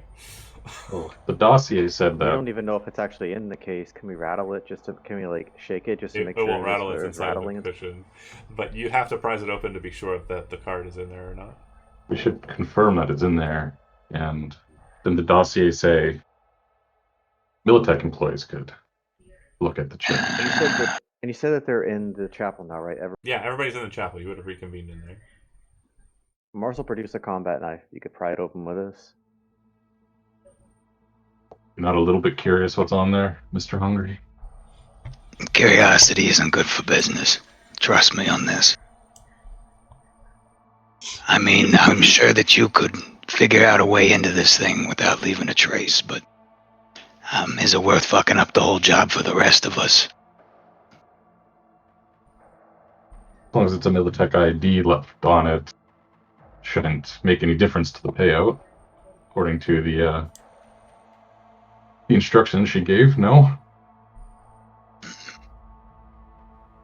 I'm gonna tell you right now, everything inside of me is saying this is a bad move, but if you're that curious, I trust you to not fuck this up. Not to Poe nothing, Hungry. Have you ever heard the Diamond Gong song, Corporal Crucifixion? Yeah, that's a good one. Yeah, that's a good.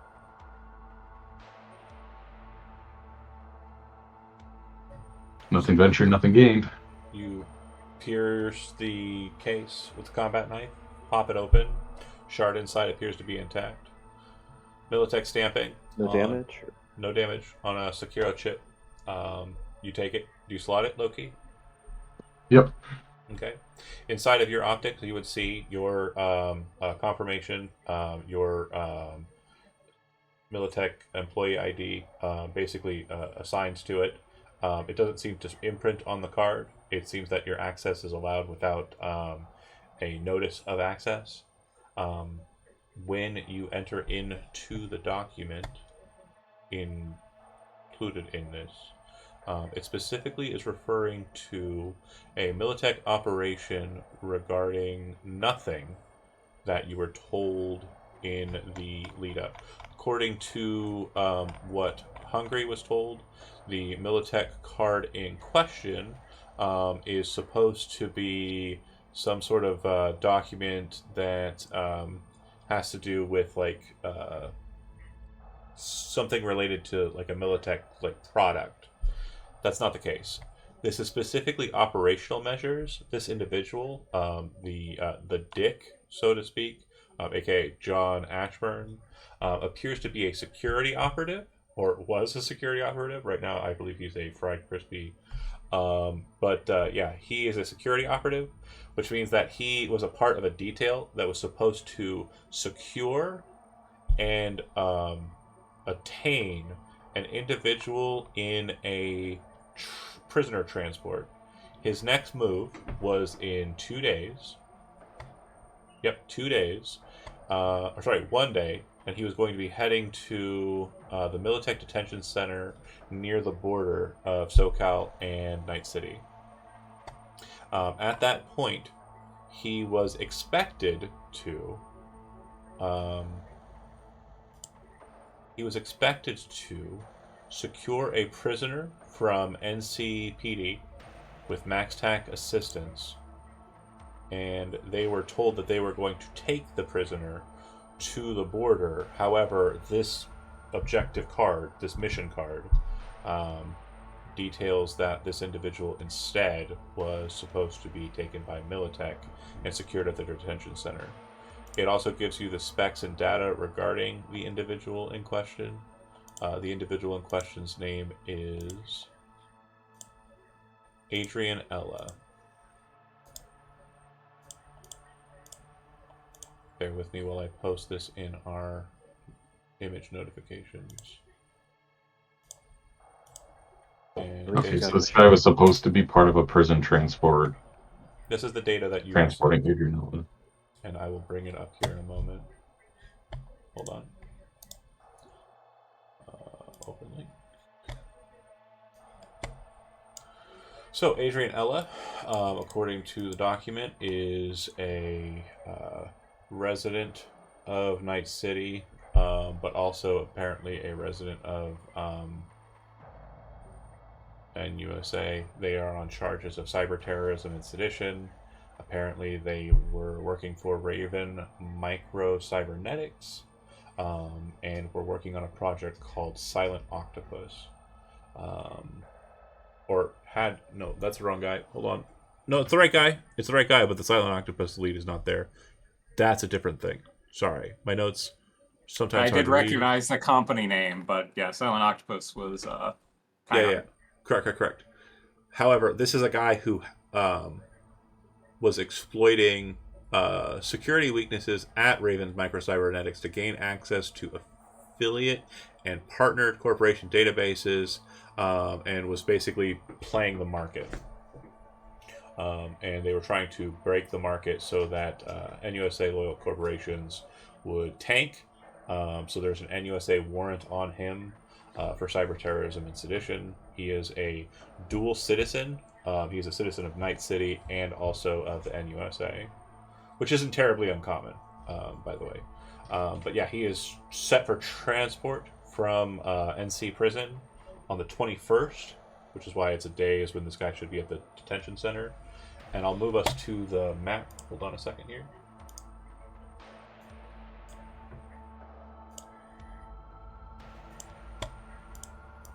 I will try to move us to the map. Okay, here we go. So, for those who aren't familiar, NC Prison is located here. That ping working for everybody? Let me go ahead and snap ping. I think it'll be better. Come on, computer, do the thing. Snap ping. Okay, perfect. So NC Prison is kind of like this square spot here. And they are going to be transported out of Night City, taken to the 101, and then taken to the border on the south side of Night City.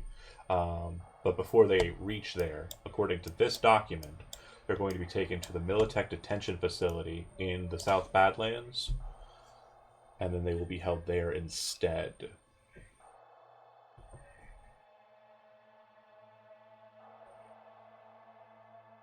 All right. I don't want to know. I'm, It was a favor. I'm still in my head. I'm thinking, is there any way to copy this data without it be like leaving a trace? Absolutely not. Okay.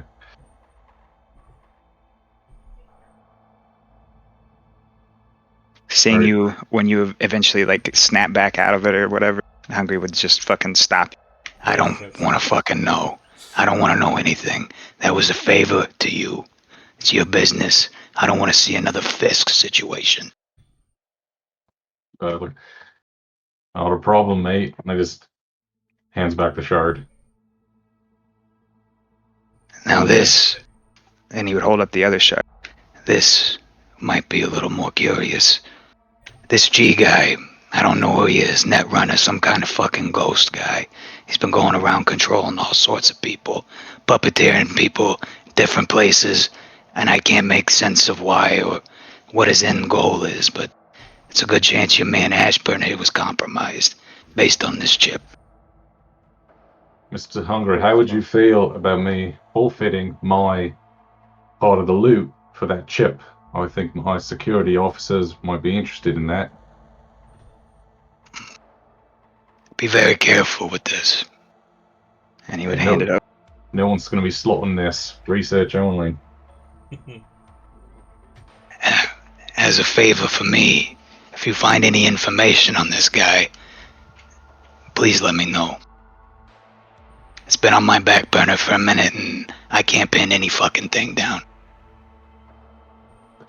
You've been a very agreeable fixer, Mr. Hungry, so rest assured if our mutual cooperation is beneficial to Night City, you will hear from us. Pleasure doing business with you. And he would take the Militech shard back and close it back, close the thing back. Yeah, as you guys are kind of getting out, 2 points of order. So obviously you would hear sirens in the distance. A gunshot was fired. You're not sure if it's for you or not. More than likely not, but better to be on the safe side if you are of that mentality. Hungry. We need the Delta. So bolting out. Hungry, do you pay everybody and just break from there? Or do you want to take them back to the office for like a more formal situation? Either way works, obviously. And I would just wire 1,500 eddies to everybody. Except for Loki. Yeah, except for Loki. Everybody add 1,500 to your character sheets. On the. I mean, I helped find that other shard, so I'll take his So this motherfucker. Yeah, that's rent and food. I'll take it. Yeah, that's damn good money for one job, one night's worth of work. After that, though, you meet with the client, right? Are you doing it right now, or are you going to wait? Yeah, right now it's fine. Okay. She would say, I'm at Empathy. I can meet you wherever, but if you're in the neck of the woods, you can just come out to me. Empathy's in Corpo Center, so it's up to you if you want to make the drive and be on her turf, or if you want to have her come to you.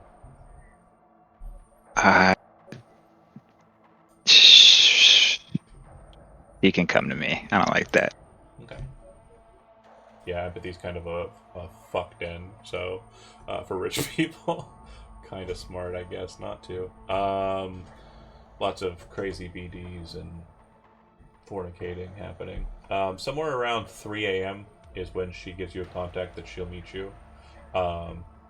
She says she's not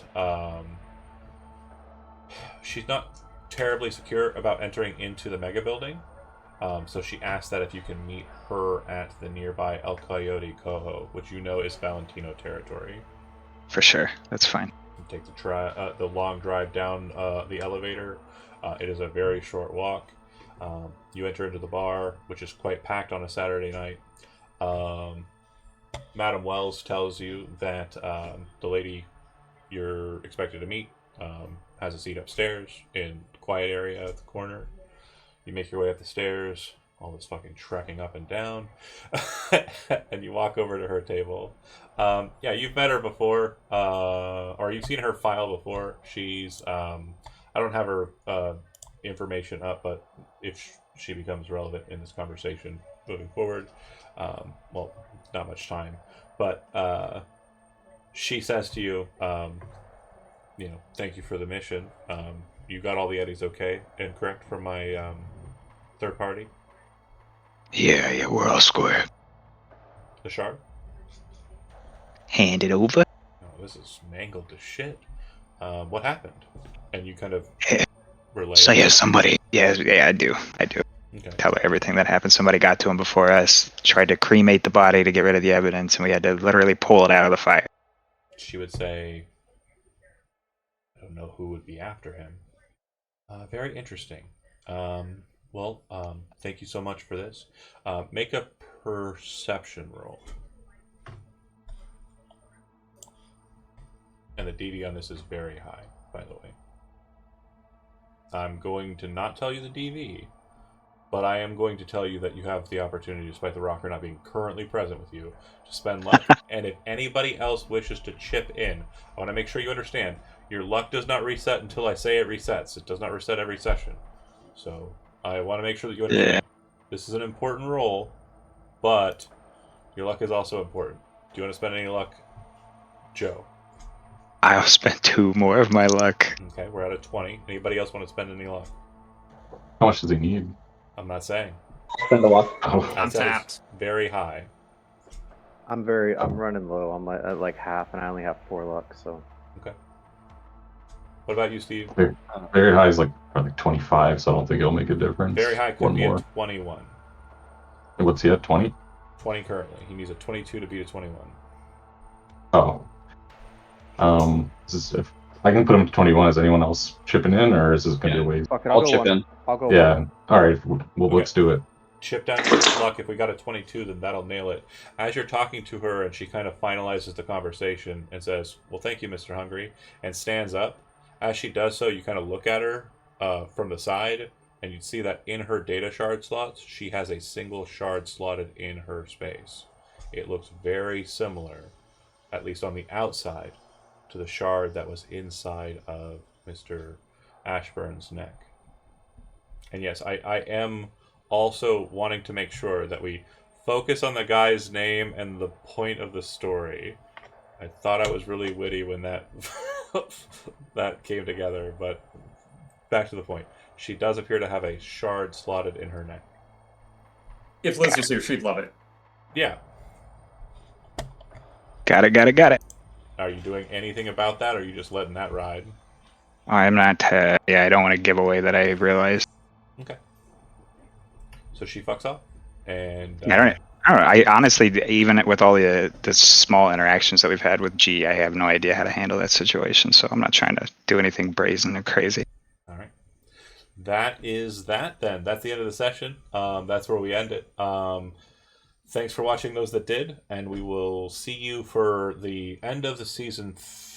Not the end of the season, the end of this arc of the season. We have Gen Con coming up at the end of the month. Next week on Wednesday, I believe, we will be doing one more story before the end of it. And also, those who are fans of the art and stuff, keep an eye on Art Dump. I am working on some things. Obviously, I've got Corey's character. I'm redrawing one of the characters that I felt like I didn't do justice to, and some other stuff is going to be going on before that session and that closeout. Thanks for watching, and see you next time. Hell yeah.